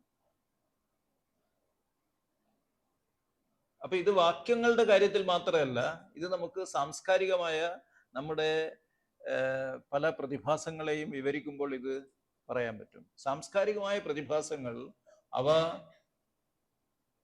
അവയെ നാം അവയായി തന്നെ കാണാൻ ശ്രമിച്ചാൽ ഒരുപക്ഷെ നമുക്കതിൻ്റെ പൂർണ്ണമായ അർത്ഥം ഗ്രഹിക്കാൻ പറ്റിയെന്ന് വരില്ല. നേരെ മറിച്ച് അവ അണ്ടർലൈയിങ് സിസ്റ്റംസ് ഓഫ് സിഗ്നിഫിക്കേഷൻ എന്ന് പറയാവുന്ന അർത്ഥസൂചനകളുടെ ആന്തരിക വ്യവസ്ഥകളുടെ മാനിഫെസ്റ്റേഷനായി, അതിൻ്റെ ഒരു പ്രത്യക്ഷങ്ങളായി നാം അവയെ കാണുകയാണെങ്കിൽ അത് ഒരുപക്ഷെ പുതിയ ചില അർത്ഥസാധ്യതകൾ നമുക്ക് തന്നേക്കാം എന്നാണ്. അപ്പോൾ ആന്തരികമായ ഒരു ഘടനയുണ്ട്, ഒരു പ്രത്യക്ഷത്തിലുള്ള ഒരു ഘടനയുണ്ട്. ഈ പ്രത്യക്ഷമായ ഘടനയിൽ നാം ആകർഷകരായി അതിൽ അഭിരമിച്ച് അതൊരു രീതിയാണ്, അങ്ങനെ വേണേ പോവാം. പക്ഷെ അതുകൊണ്ട് അതിൻ്റെ പൂർണ്ണമായ അർത്ഥം നമുക്ക് കിട്ടില്ല.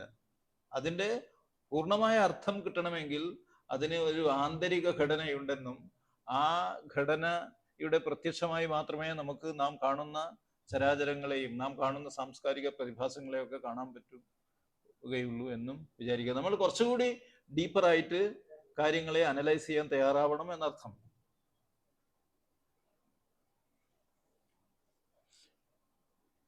അപ്പൊ ഇങ്ങനെ ചെയ്യുന്നത് ഇപ്പൊ ലാംഗ്വേജിനെ സോസ്യൂർ വിവരിച്ച തരത്തിൽ ഉള്ള ഒരു ആലോചന ഈ സാംസ്കാരിക പ്രതിഭാസങ്ങളെ കുറിച്ച് ആലോചിക്കുമ്പോൾ നമുക്കുണ്ടാവണം എന്നുകൂടിയാണ് അർത്ഥമാക്കുന്നത്. ഇപ്പൊ ലാംഗ്വേജിനെ കുറിച്ച് പറയുമ്പോൾ സോസ്യൂർ അത് നാം മുകളിൽ പ്രത്യക്ഷത്തിൽ കാണുന്നതല്ല ലാംഗ്വേജിന്റെ യഥാർത്ഥമായ ഘടന. അതിന് അടിയിൽ മറ്റൊരു അധോ ഘടനയുണ്ട്. ആ ഘടനയെ കുറിച്ച് കൂടി മനസ്സിലാക്കിയാൽ മാത്രമേ നമുക്ക് ഇതിന്റെ പൂർണ്ണമായ ഒരു യാഥാർത്ഥ്യത്തെ കുറിച്ചുള്ള ധാരണ ഉണ്ടാവുള്ളൂ.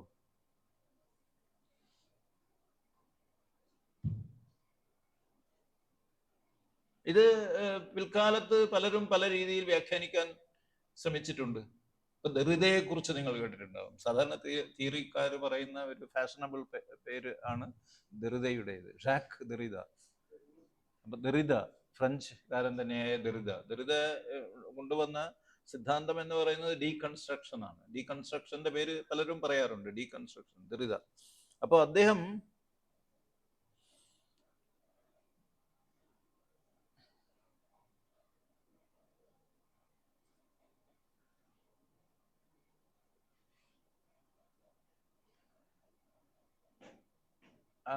ദെറിദ ഈ സോസ്യൂറിനെ പിന്തുടർന്നുകൊണ്ട് ഭാഷയുടെ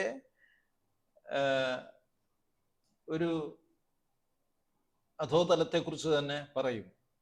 കാരണം ഭാഷ, അദ്ദേഹം പറയുക,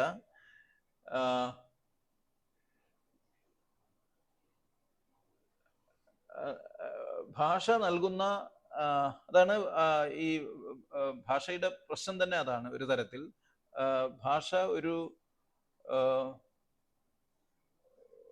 അർത്ഥം നമുക്ക് ഭാഷയിൽ പ്രത്യക്ഷമാണ് എന്ന പ്രതീതി ജനിപ്പിക്കുന്നുണ്ടെങ്കിലും അതൊരിക്കലും നമുക്ക് പ്രത്യക്ഷമാവില്ല.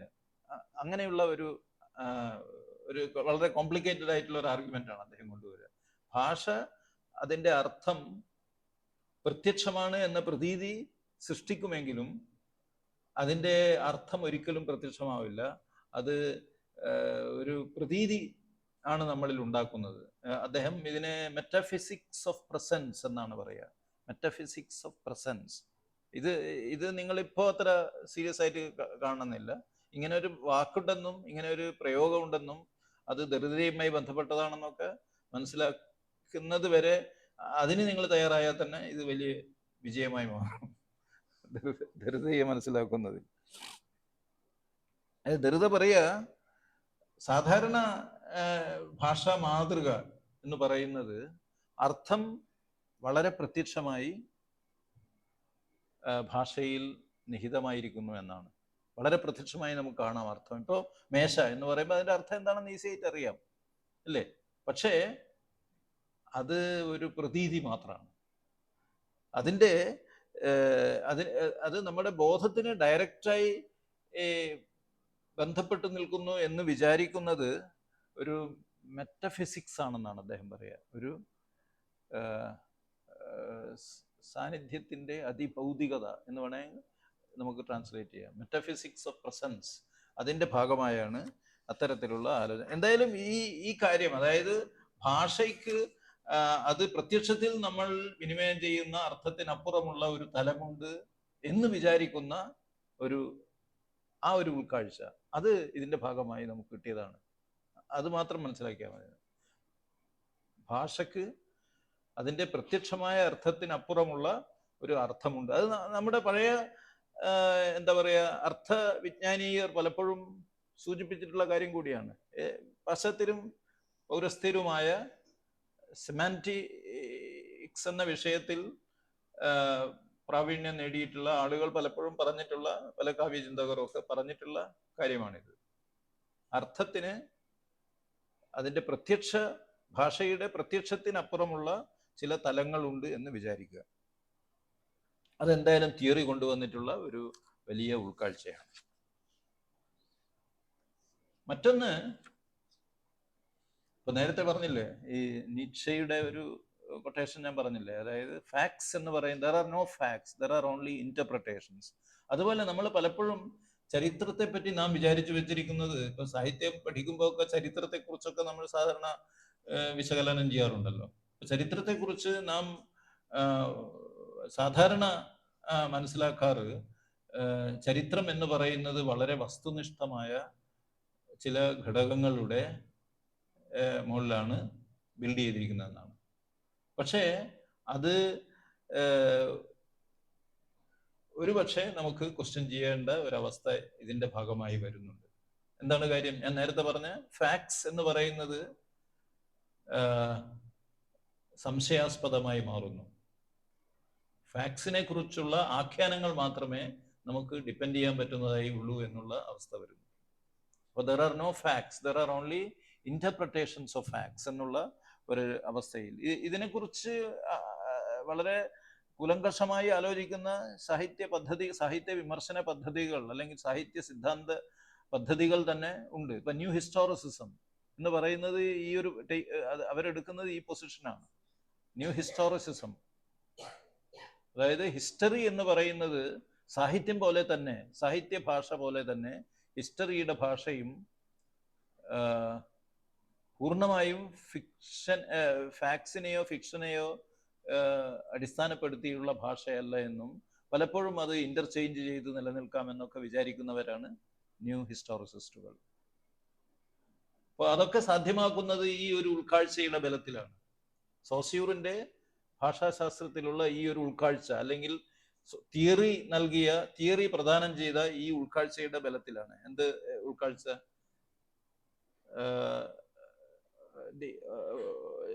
ഹിസ്റ്റോറിക്കൽ വിജ്ഞാനത്തിന്റെ അല്ലെങ്കിൽ ചരിത്രപരമായ വിജ്ഞാനത്തിന്റെ വസ്തുനിഷ്ഠത എന്ന് പറയുന്നത് സംശയാസ്പദമാണ് എന്ന ഒരു ഉൾക്കാഴ്ചയുടെ.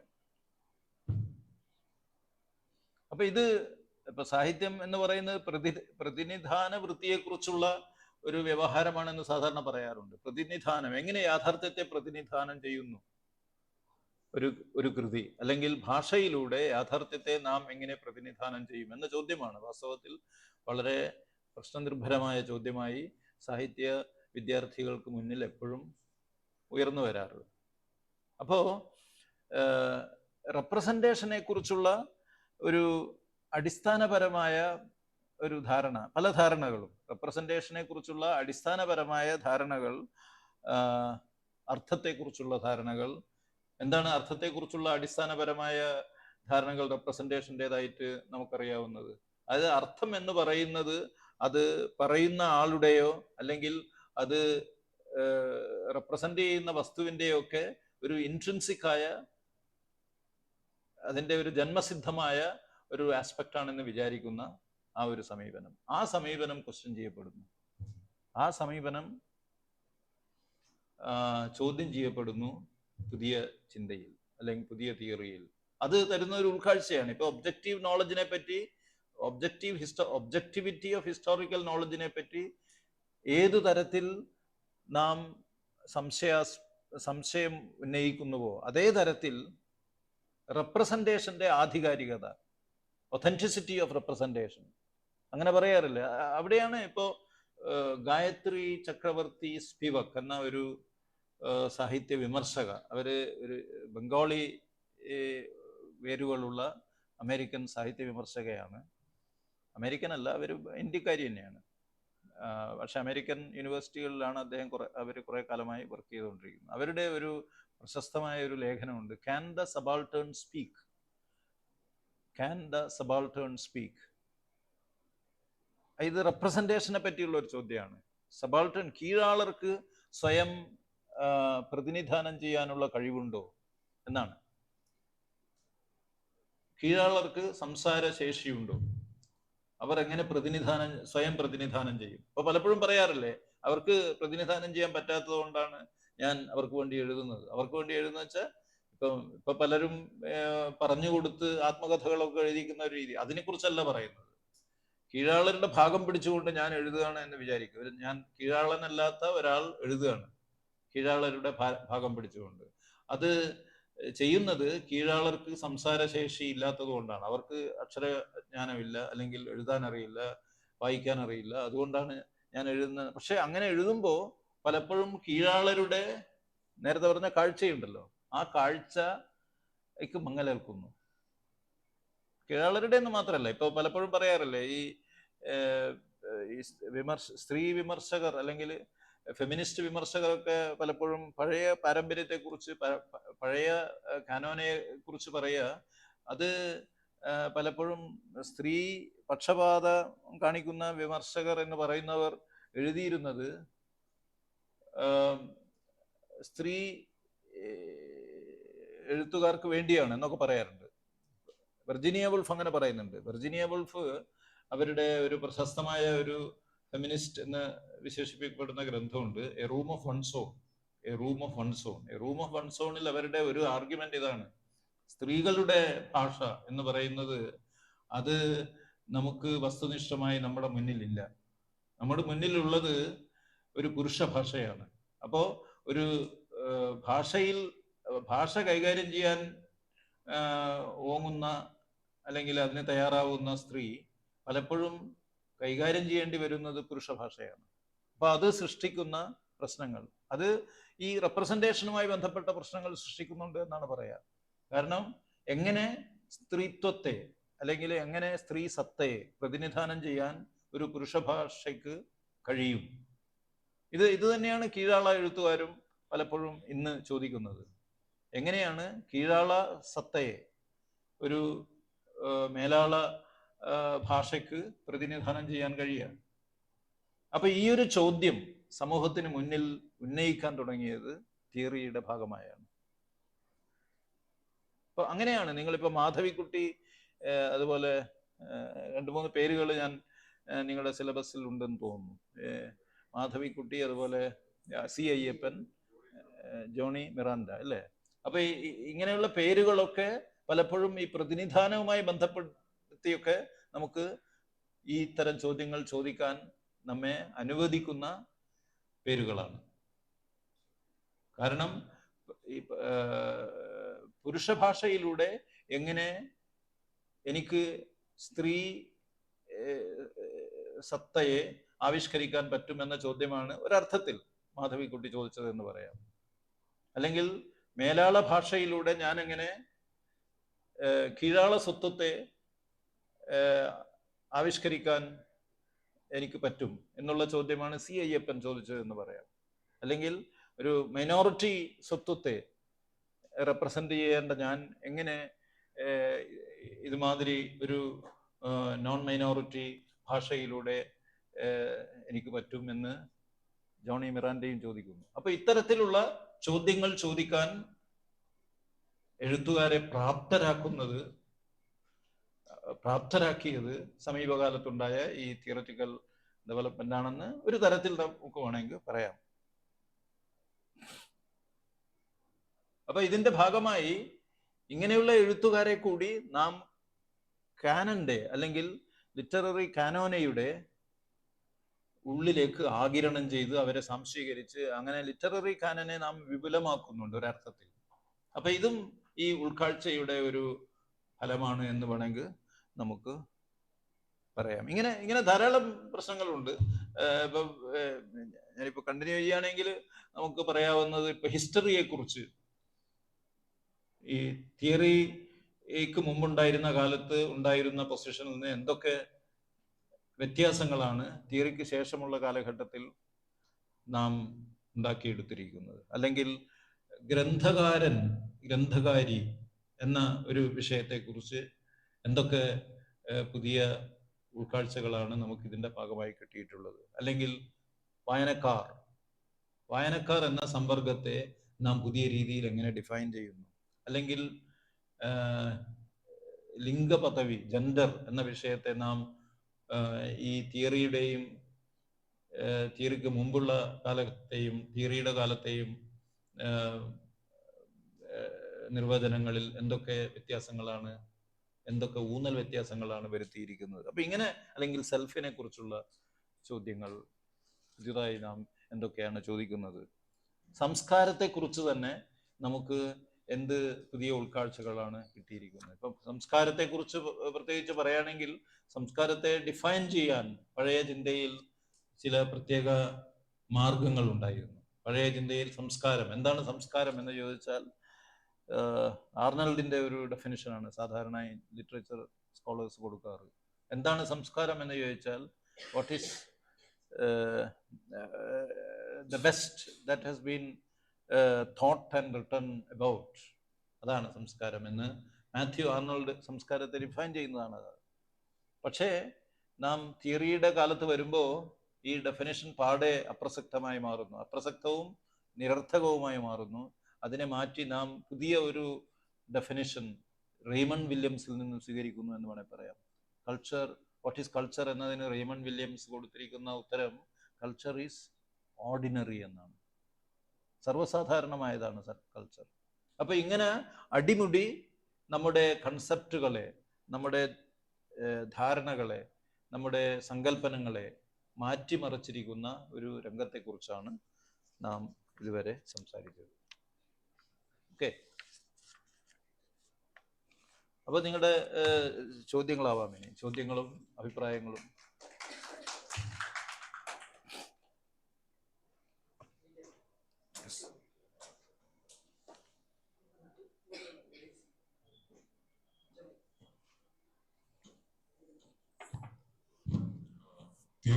തിയറിയുടെ ഒരു വഴിയെ പറ്റിയും അതിൻ്റെ ഒരു ജ്ഞാനപരമായിട്ടുള്ള സന്ദർഭത്തെ പറ്റിയും വളരെ ലളിതമായിട്ടും വളരെ സരസമായിട്ടും സാറ് അവതരിപ്പിച്ചു. നമുക്ക് എന്തെങ്കിലുമൊക്കെ സംശയങ്ങളോ അല്ലെങ്കിൽ എന്തെങ്കിലുമൊക്കെ പോയിന്റുകൾ സപ്ലിമെന്റ് ചെയ്യാനോ ഒക്കെ ഉണ്ടെങ്കിൽ അതിനൊരു അവസരമാണ്. യെസ്, അപ്പൊ തിയറിയെ പറ്റി മാത്രമാണോന്നില്ല, നിങ്ങൾ വായിച്ചതുമായി ബന്ധപ്പെട്ട കാര്യങ്ങളൊക്കെ ഷെയർ ചെയ്യാം. സാഹിത്യവും തിയറിയൊക്കെ ബന്ധപ്പെട്ട ചോദ്യങ്ങളാണ്. പ്ലീസ്.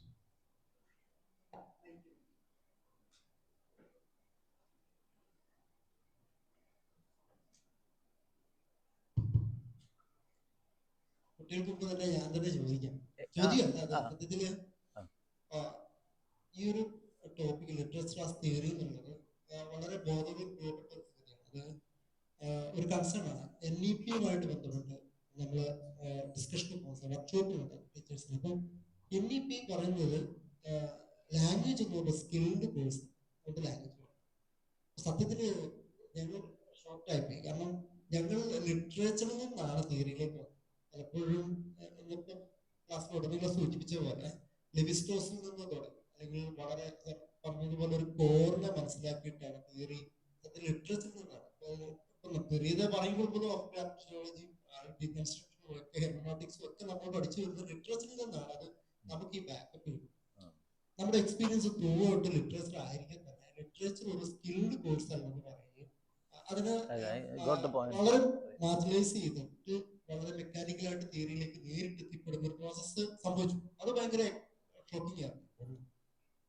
രണ്ട്, സാർ പറഞ്ഞതുപോലെ തന്നെ ഒരു കോറിന്റെ ഒരു ഡിക്ലൈൻ, അകക്കാമ്പിനെ മനസ്സിലാക്കുന്ന ഒരു ഡിക്ലൈൻ 2000-ന് ശേഷം സംഭവിച്ചു. ഒരു പക്ഷേ പ്രത്യക്ഷത്തിൽ റിഫ്ലെക്സീവ് ആണെന്ന് പറയുമ്പോൾ പോലും രാഷ്ട്രീയത്തിൽ അത് കാണാൻ വളരെ ഇതായിട്ട് നമുക്കറിയാം. മുമ്പ് ഈ ഈ ഇത്തരം കോർണർ ഉൾക്കൊള്ളാതെ നിറച്ച് സ്മോൾ നറേറ്റീവ്സ് എന്ന് പറഞ്ഞത് വേറെ പല ആളുകൾക്ക് ഐഡന്റിറ്റിയെ പ്ലേസ് ചെയ്യുന്നതിന് വേണ്ടിയിട്ട് കൗണ്ടർ തിരിച്ചു വരുന്നതായിട്ട് നമ്മൾ കണ്ടു. അപ്പം എന്താണ് ഐഡന്റിറ്റി പൊളിറ്റിക്സ് എന്ന് ചോദിച്ചു കഴിഞ്ഞാൽ, അല്ലെങ്കിൽ ലിബറൽ മൂവ്മെന്റുകളായിട്ടുള്ള അല്ലെങ്കിൽ ഫെമിനിസ്റ്റ് മൂവ്മെന്റുകൾ കൊണ്ടുവന്ന പല സംഗതികളെയും മനസ്സിലാക്കാതെ പെറിഫറൽ ആയിട്ട് ഇതിനെ റീഡ് ചെയ്യുന്ന ഒരു സമയം സംഭവിച്ചു. പിന്നെ ട്രാൻസ്ലേഷനിലും നമ്മൾ സത്യത്തിൽ ഇതിന്റെ ഒരു ഉൾക്കാഴ്ച നമുക്ക് തിയറിയിൽ ലിംഗ്വിസ്റ്റിക്സിൽ നന്നായിട്ട് ഇതിനെക്കുറിച്ച് ഡിസ്കസ് ചെയ്തിട്ടുണ്ട്. നമുക്ക് സൂചിപ്പിച്ച പല ആളുകളിലും വെച്ചിട്ടുണ്ട്. അതൊക്കെ വായിച്ച് മനസ്സിലാക്കിയ നമ്മൾക്ക് സംബന്ധിച്ച് ഒരു ടെക്സ്റ്റിനെ കവർ ചെയ്യുന്നതിനൊക്കെയുള്ള ഒരു പോരായ്മകളെ കുറിച്ചിട്ടുള്ള ഒരു പൊളിറ്റിക്കൽ കോൺഷ്യസ്നെസ് കൂടി നമുക്ക് തന്നിട്ടുണ്ട്. സ്പിവാക്ക് അത് വളരെ മനോഹരമായി ക്യാൻസർ ഡാറ്റാ സ്പീക്കിലൂടെ അല്ലെങ്കിൽ ദ്രൗപദി എന്ന് പറയുന്ന കഥാപാത്രത്തിലൂടെ അവതരിപ്പിക്കുന്നു. ഒരുപക്ഷെ പഴയ കാലഘട്ടത്തിൽ പോലും ആയിരുന്നിട്ടും ഗോപിനാഥ് താക്കൂർ വളരെ മനോഹരമായിട്ട് ഹിസ്റ്ററി റൈറ്റിംഗിൽ ഒരു വേറെ തരത്തിൽ അവതരിപ്പിച്ചിട്ടുണ്ട്. പക്ഷെ ശാന്തളെ അവതരിപ്പിക്കുന്ന കഥാപാത്രത്തെ അവതരിപ്പിക്കുന്നത് ഇങ്ങനെ പഠിച്ചു വന്ന നമ്മൾ സത്യത്തിൽ തിയറി എന്ന് പറഞ്ഞാൽ അത് സോഷ്യൽ സയൻസിന്റെ മാത്രം അല്ലെങ്കിൽ ഫിലോസഫിയുടെയോ മാത്രമായി ചുരുക്കിയിട്ട് ലിറ്റററി തിയറി എന്നുള്ള സ്ഥാനത്ത് വെട്ടാനുള്ള മേഖലയിലേക്ക് കണ്ടംപററി അത് ഞാൻ വളരെ വിസിബിൾ ആയിട്ട് NEP ഒരു ഡിസ്കഷനിൽ കണ്ടിരുന്നു.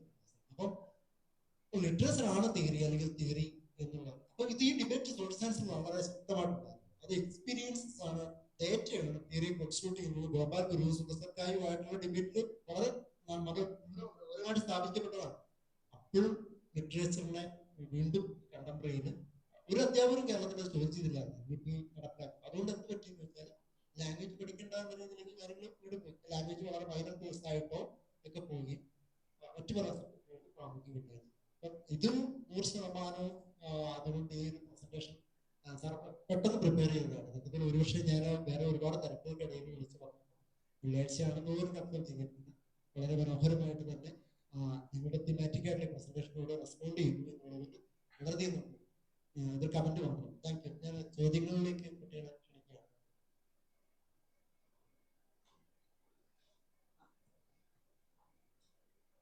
ചെറിയ സംശയം ചോദിക്കുകയാണ്. നമ്മള് ഇപ്പം ഇതിനോട് ഇവിടെ പറഞ്ഞ പോലെ തന്നെ കെറിഗൽട്ടന്റെ ഒക്കെ പുസ്തകത്തിന്റെ ടൈറ്റിൽ മാത്രം വെച്ചാണ് പലരും തിയറിയെ മൊത്തത്തിൽ റദ്ദ് ചെയ്യുന്ന ഒരു പരിപാടിയാണ്. യഥാർത്ഥത്തിൽ ഞാൻ വായിച്ചിട്ടില്ല, പക്ഷെ ഞാൻ പറഞ്ഞു മനസ്സിലാക്കിയ ഒരു കാര്യം, ഈ അദ്ദേഹം തിയറി എന്ന് പറയുന്നതിൽ ഒരു ഭയങ്കര ബൃഹത് വ്യാഖ്യാനം എന്നുള്ള രീതിയിലെടുത്ത് ഈ കുഞ്ഞു കുഞ്ഞു മൈക്രോ നെഗറ്റീവ്സിനെ അല്ലെങ്കിൽ പ്രാദേശികമായിട്ടുള്ള അനുഭവങ്ങളെ കണക്കിലെടുക്കാതെ തിയറി എന്ന് പറയുന്ന ഒരു total fix one fit all എന്നുള്ള രീതിയിൽ ഉപയോഗിക്കുന്നതിനൊക്കെ വിമർശിക്കുക, തിയറിക്ക് മുന്നോട്ട് പോകാനായിട്ടുള്ള സഞ്ചാരങ്ങളൊക്കെ അദ്ദേഹം സജസ്റ്റ് ചെയ്യുകയൊക്കെ ചെയ്യുന്നുണ്ടോ എന്നൊക്കെയുള്ളതാണ്.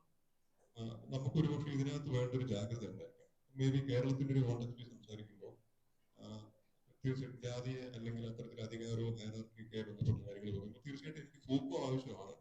എന്നാൽ നേരെ മറിച്ച് കേരളത്തിലും ഇത്തരത്തിലുള്ള പല സമരങ്ങളും അവകാശങ്ങൾക്ക് വേണ്ടിയിട്ടും മനുഷ്യാന്തസ്സിന് വേണ്ടിയിട്ടൊക്കെയുള്ള പല രീതിയിലുള്ള ലഹളകൾ എന്നൊക്കെ വിളിക്കപ്പെടാവുന്ന രീതിയിലുള്ള കാര്യങ്ങളൊക്കെ നടന്നിട്ടുണ്ട്. അപ്പം അത്തരത്തിലുള്ള ഉൾക്കാഴ്ചകളും കൂടെ ഞാൻ വളരെ കാര്യമായിട്ട് ഇതിലേക്ക് എന്റെ തീസിസിലേക്കോ പേപ്പറിലേക്കോ വിസിബിലൈസ് ചെയ്യുമ്പോൾ മാത്രമല്ല ഈ മൊത്തത്തിലുള്ള ഒരു സിദ്ധാന്തം എന്ന് പറയുന്ന ഒരു സംഗതിക്ക് ഒരു ദൃഢത വരുന്നു, അല്ലെങ്കിൽ അതിനൊരു നമുക്ക് സാറ് പറഞ്ഞ ഒരു വാക്ക് ഉപയോഗിച്ച് കഴിഞ്ഞാൽ മാന്യത നമുക്ക് വാലിഡേറ്റ് ചെയ്യാൻ പറ്റത്തുള്ളൂ. ഒരു ചെറിയ സംശയം പറഞ്ഞു ചോദിക്കുന്നതാണ്.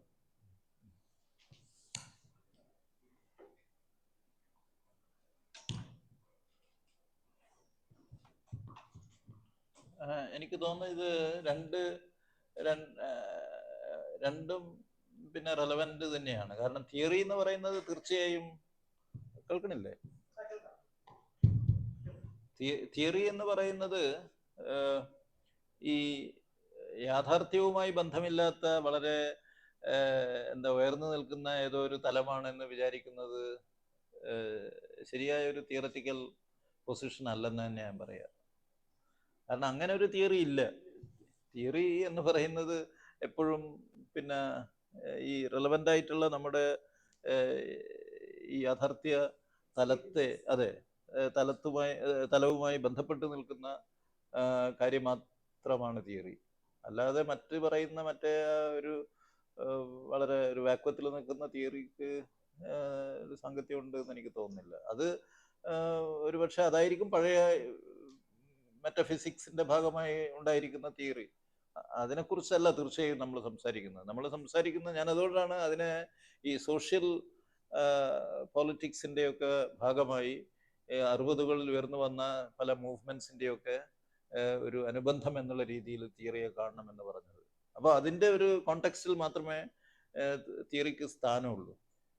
പക്ഷെ അതേ സമയത്ത് തിയറി സ്വയം എൻറിച്ച് ചെയ്യാൻ, അതിനെ സമ്പന്നമാക്കാൻ മറ്റു തരത്തിലുള്ള ജ്ഞാന സിദ്ധാന്തങ്ങളെ ഒക്കെ ഉപയോഗിക്കുന്നുണ്ട്. മറ്റു തരത്തിലുള്ള ഇപ്പോൾ ലിംഗ്വിസ്റ്റിക്സിലുള്ള നോളജ്, അല്ലെങ്കിൽ സെക്ഷൽ പൊളിറ്റിക്സുമായി ബന്ധപ്പെട്ട മറ്റു തരത്തിലുള്ള ജെൻഡർ അനാലിസിസുമായി ബന്ധപ്പെട്ട കാര്യങ്ങൾ, അല്ലെങ്കിൽ എഥനിസിറ്റിയുമായിട്ടൊക്കെ ബന്ധപ്പെട്ട, പക്ഷെ ഇവയ്ക്കൊക്കെ തന്നെ പ്രായോഗിക രാഷ്ട്രീയ തലവുമായി വളരെ സ്ട്രോങ് ആയിട്ടുള്ള ലിങ്ക്സ് ഉണ്ട്, ഇല്ലേ? അപ്പൊ തിയറി അങ്ങനെയല്ല എന്ന് വിചാരിക്കുന്നത് എനിക്ക് തോന്നുന്നില്ല. അത് ഏത് തരത്തിലുള്ള തിയറിയെ കുറിച്ചാണ് അപ്പൊ നമുക്ക് പറയാൻ പറ്റുക? അങ്ങനെ ഒരു ചോദ്യമില്ലേ?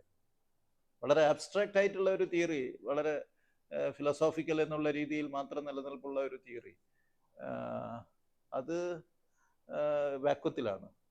അങ്ങനെയുള്ള തിയറിക്ക് ഇവിടെ സ്ഥാനമില്ല എന്ന് തന്നെയാണ് ഞാൻ പറയുക, അല്ലേ?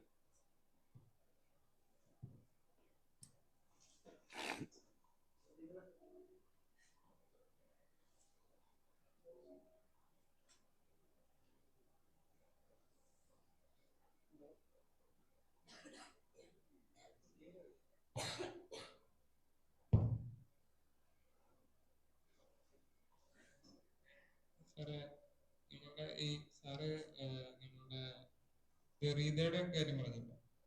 അപ്പോ ഈ വിനോദ് സാറ് പഠിപ്പിക്കുമ്പോഴും ആളുകൾ ഇങ്ങനെ ഗറീദയുടെ കാര്യം പറഞ്ഞപ്പോ സ്ട്രക്ചറലിസമായിട്ട് ബന്ധപ്പെട്ട് ആദ്യം പറഞ്ഞു. പക്ഷെ ഇന്നലെ ഒരു വീഡിയോ കണ്ടപ്പോൾ പറഞ്ഞു ഗറീദ പിന്നീട് പോസ്റ്റ് സ്ട്രക്ചറലിസ്റ്റ് ആയിട്ട് മാറിയത്. അപ്പൊ ഇവരുടെയൊക്കെ ഐഡന്റിറ്റീസ് ഇങ്ങനെ ഫോളോ ചെയ്യുന്നത് ഒരു എന്താ പറയാ മെനക്കേട് എന്ന് പറഞ്ഞാൽ ഇവരൊക്കെ ആരാണ് എന്ന് പറഞ്ഞാൽ ഒരു കുറച്ച് നിലപാടിൽ. അല്ല, ദരിദ്ര സ്വയം അദ്ദേഹത്തെ അങ്ങനെ സ്ട്രക്ചറലിസത്തിൽ നിന്ന് പോസ്റ്റ് സ്ട്രക്ചറലിസത്തിലേക്ക് പോയ ആളായി പറഞ്ഞിട്ടില്ല. ദരിദ്രയുടെ കേസിൽ സ്ട്രക്ചറലിസ്റ്റ് ഘട്ടം ഉണ്ടായിരുന്നില്ലെന്നാണ് എനിക്ക് തോന്നുന്നത്. ദരിദ്ര നേരിട്ട് ജനിച്ചത് തന്നെ പോസ്റ്റ് സ്ട്രക്ചറലിസ്റ്റ് ആയിട്ടാണ്. കാരണം ദരിദ്രയാണ് ഒരുപക്ഷെ പിന്നെ അദ്ദേഹത്തിന്റെ ഒരു ആദ്യത്തെ ഇന്റർവെൻഷൻ എന്ന് പറയാവുന്ന, പ്രധാനപ്പെട്ട ഇന്റർവെൻഷൻ എന്ന് പറയാവുന്ന structure, sign and play in the human sciences എന്ന പുസ്തകത്തിലൂടെ, എന്ന ലേഖനത്തിലൂടെ അദ്ദേഹം സ്ട്രക്ചറിസത്തിൽ നിന്ന് ഒരു വ്യത്യസ്തനായിട്ടുള്ള ഒരു തിയറിസ്റ്റായി സ്വയം പ്രഖ്യാപിച്ചത് അദ്ദേഹമായിരുന്നു. അപ്പൊ അദ്ദേഹം പോസ്റ്റ് സ്ട്രക്ചറലിസ്റ്റ് ആയിട്ട് തന്നെയാണ് പിന്നെ എന്താ ചിന്താരംഗത്തേക്ക് വന്നത് എന്ന് പറയാം. പക്ഷെ മറ്റു പലരുടെ കേസിൽ ഇങ്ങനെ പറയാറുണ്ടല്ലോ നമ്മൾ. അദ്ദേഹം ആദ്യം ബർത്തിനെ കുറിച്ച് പറയാറുണ്ട്, അദ്ദേഹം ആദ്യം സ്ട്രക്ചറലിസ്റ്റ് ആയി പിന്നെ പോസ്റ്റ്. ഇതൊക്കെ മറ്റുള്ളവർ ഉണ്ടാക്കുന്ന ചില കള്ളികളാണ്. അവരെ സംബന്ധിച്ചുള്ള അവരുടെ ഒരു തിയററ്റിക്കൽ ഡെവലപ്മെന്റിന്റെ ഭാഗമാണത്. അപ്പൊ ബാർത്ത് ഞങ്ങളുടെ ക്ലാസ്സിൽ സത്യത്തിൽ തിയററ്റിക്കൽ കേസാണ്. നമുക്ക് നമ്മുടെ ഒരു ഫിനോമിന എക്സ്പ്ലെയിൻ ചെയ്യാൻ തിയറിക്ക് വേണ്ടി നമ്മളിങ്ങനെ പലപ്പോഴും ദരീതിയിലാവുക, ഫുട്ബോളിലാവുക എന്നുള്ളത് ആ സമയത്ത് നമ്മുടെ ഒരു ഫിനോമിനയോ സെക്സ്വാലിറ്റിയോ അല്ലെങ്കിൽ ജെൻഡറിനെ എക്സ്പ്ലെയിൻ ചെയ്യാൻ ഇയാളാണ് ഏറ്റവും കൂടുതൽ. പിന്നീട് നമുക്ക് തോന്നണം അതിന് ബെറ്റർ. ഇപ്പൊ പോസിറ്റീവ് ഹ്യൂമനിസ്റ്റ് ഒക്കെ ഒരു പാഷനായി വരുമ്പോഴേക്കും എല്ലാവരും പോസിറ്റീവ് ഹ്യൂമനിസ്റ്റ് ആയി മാറുകയാണ്. അപ്പൊ ആ ഒരു ട്രെൻഡ് അക്കാഡമിക്സിലുണ്ട്. അപ്പൊ ഈ ഒരു ചോദ്യം കൂടി ഉണ്ട്, എവിടെയെങ്കിലും ഉറച്ചു നിൽക്കൂ, നിങ്ങൾ ആരാണ് എന്നുള്ള ചോദ്യം. ഈ ഒരു അന്വേഷണം ഉണ്ട് ഗണിതയെ കുറിച്ചിട്ട്, ഫുട്ബോളിനെ കുറിച്ചിട്ട്, അവരാരാണ്, അതൊക്കെ ഒരു ക്ലാസ് റൂമിൽ നടന്ന ചർച്ചയാണ്. അല്ല പക്ഷെ ഒരു പ്രശ്നമുള്ളത്, നമുക്ക് ക്ലാസ് റൂമിൽ വരുമ്പോൾ പലപ്പോഴും ഇങ്ങനെയുള്ള പൊസിഷൻസ് എടുക്കേണ്ടി വരും എന്നുള്ളതാണ്. അല്ല, ക്ലാസ് റൂമിൽ എന്ന് വെച്ചാൽ അത് ഒരു എന്താണ്, ഒരു വെട്ട് രണ്ട് കഷണം എന്നുള്ള രീതിയിലേ നമുക്ക് കാര്യങ്ങളെ ഒരു ക്ലാസ് റൂം ലെവലിൽ ഡിസ്കസ് ചെയ്യാൻ പറ്റുള്ളൂ. അതിൽ നമുക്ക് പറയാൻ ജനറലായിട്ട് പലപ്പോഴും ഇതിങ്ങനെയൊന്നും അല്ല, അവര് യഥാർത്ഥ ജീവിതത്തിൽ ഇങ്ങനെ തുടർച്ചയായിട്ട് വന്നതാണ്. പക്ഷെ നമുക്ക് അതിനെ വിശകലനം ചെയ്യാൻ ഒരുപക്ഷെ ഇങ്ങനെയുള്ള ചില പിജിയൻ ഹോളിംഗ് എന്ന് പറയുന്നില്ല, അത് വേണ്ടി വന്നേക്കും. ചില കള്ളികളിലേക്ക് അവരുടെ ഒരു ഘട്ടത്തെ ചുരുക്കുക, മറ്റ് പിന്നെ അവരുടെ സവിശേഷതകളെ വേറൊരു ഘട്ടത്തിലേക്ക് മാറ്റി എഴുതുക, അങ്ങനെയൊക്കെ വേണ്ടി വരുന്നെന്ന് വരും. പക്ഷേ ഒരു ഹ്യൂമൻ ധിഷണ എന്ന് പറയുന്നത്, മനുഷ്യധിഷണ എന്ന് പറയുന്നത് ഇങ്ങനെ ഈസി ആയിട്ട് കള്ളികളിൽ ഒതുങ്ങുന്നതല്ല. പക്ഷേ കള്ളികളിൽ ഒതുക്കുക എന്നുള്ളതാണ് ഓർഡർ ഓഫ് തിങ്സ് എന്ന് പറയുന്നില്ല, നമ്മുടെ എന്താ പറയുക, അതാണ് മനസ്സിലാക്കാനുള്ള ഒരു രീതി. മനസ്സിലാക്കണമെങ്കിൽ നമുക്ക് കള്ളികളിൽ ഒതുക്കേണ്ടി വരും. നിങ്ങളെ ഒരു പിന്നെ ഗാന്ധിയനായിട്ട് പറഞ്ഞാൽ നിങ്ങളുടെ പല ആശയങ്ങളെയും പിന്നെ നമുക്ക് കൂടുതൽ മനസ്സിലാക്കാൻ പറ്റും. അല്ലെങ്കിൽ നിങ്ങളെ ഒരു ഫ്രോയിഡിയനായി പറഞ്ഞാൽ ചില ആശയങ്ങളെ നമുക്ക് അവയുമായി റിലേറ്റ് ചെയ്യാൻ പറ്റും. അപ്പൊ അതിനുള്ളൊരു വഴിയാണ് പോസ്റ്റ് സ്ട്രക്ചറലിസ്റ്റ് എന്ന് പറയുന്നത്. നിങ്ങളെ മനസ്സിലാക്കാനുള്ളൊരു വഴി കൂടിയാണ്. നിങ്ങളെന്ന് വെച്ചാൽ ഒരു എഴുത്തുകാരനെ എഴുത്തുകാരിയെ മനസ്സിലാക്കാനുള്ള വഴി കൂടിയാണ്. പക്ഷെ നമുക്ക് അതിനപ്പുറം അവർക്ക് ചില ധാരണകളും ചില വികാസങ്ങളും ദൈക്ഷണിക സമീപനങ്ങളും ഒക്കെ ഉണ്ട് എന്നുകൂടി അതിന്റെ ഭാഗമായി നാം ഓർമ്മിക്കേണ്ടി വരും. ഈ തിയറിസ്റ്റുകളാരും അവരുടെ ജീവിതത്തിൽ അവർ ഒരിക്കലും ഇങ്ങനെ സ്വയം ഒരു എന്താ ഞാൻ പോസ്റ്റ് സ്ട്രക്ചറലിസ്റ്റ് ആണ് അല്ലെങ്കിൽ ഒരു സ്ട്രക്ചറലിസ്റ്റ് ആണെന്നുള്ള അല്ല, കാരണം ഇന്നത്തെ അവസ്ഥയിൽ പലപ്പോഴും ഇത് ഇവരൊക്കെ അക്കാഡമിക് സ്വത്വമുള്ള ആൾക്കാർ കൂടിയാണ്. അപ്പോൾ പലപ്പോഴും അവർക്ക് ചില അക്കാഡമിക് പേരുകളെ അവർക്ക് ഉയർത്തിപ്പിടിക്കേണ്ടി വരും. അപ്പോൾ പോസ്റ്റ് സ്ട്രക്ചറലിസം എന്നുള്ളത് അവർ പഠിപ്പിക്കുകയും കൂടി ചെയ്യുന്നുണ്ട്. ഇപ്പം ഫുക്കോ എന്ന് പറയുന്നത്, അല്ലെങ്കിൽ ബാർത്ത് എന്ന് പറയുന്നത്, അല്ലെങ്കിൽ ദെറിദ എന്ന് പറയുന്നത്, അവരൊക്കെ തന്നെ അധ്യാപകരും കൂടിയാണ്.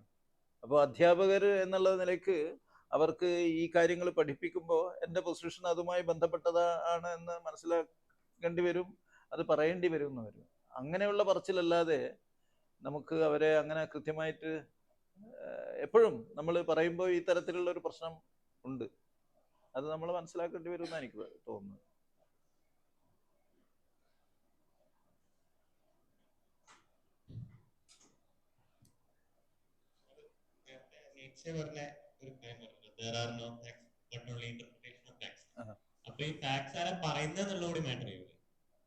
തീർച്ചയായും മാറ്റർ ചെയ്യും.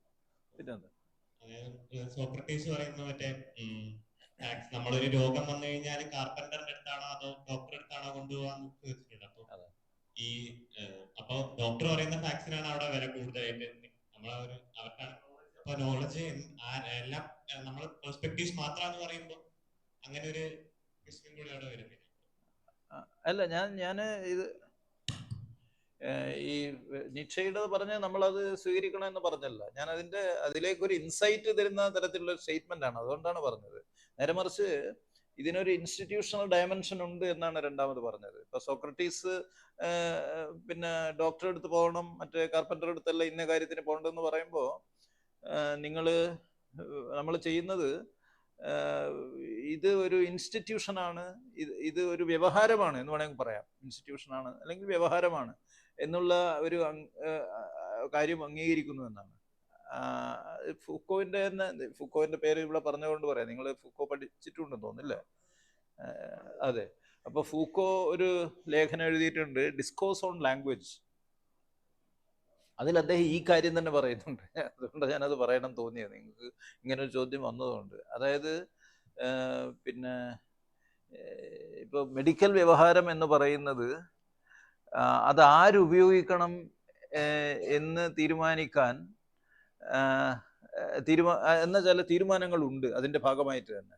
ഇപ്പം എല്ലാവർക്കും, ഇപ്പം നമ്മളാരും മെഡിക്കൽ എക്സ്പേർട്സ് അല്ല, നമ്മൾക്ക് അവരുടെ വ്യവഹാരം ഉപയോഗിക്കാൻ പറ്റില്ല.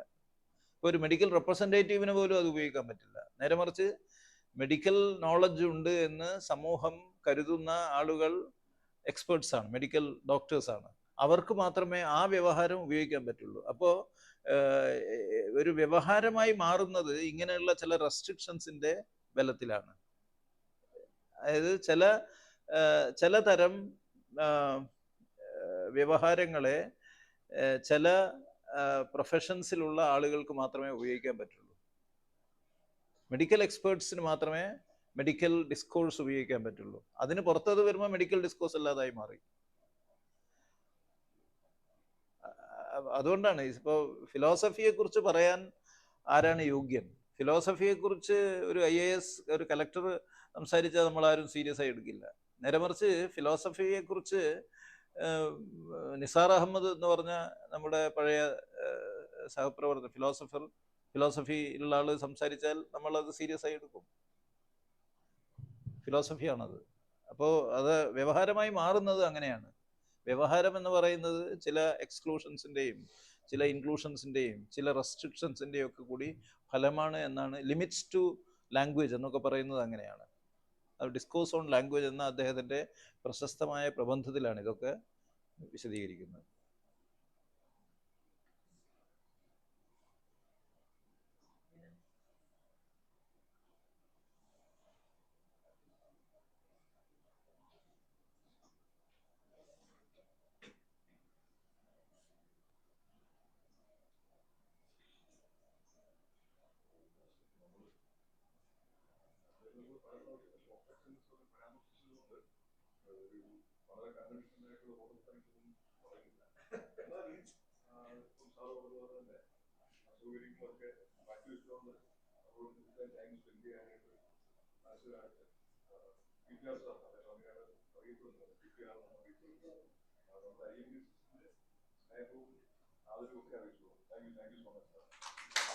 Thank you.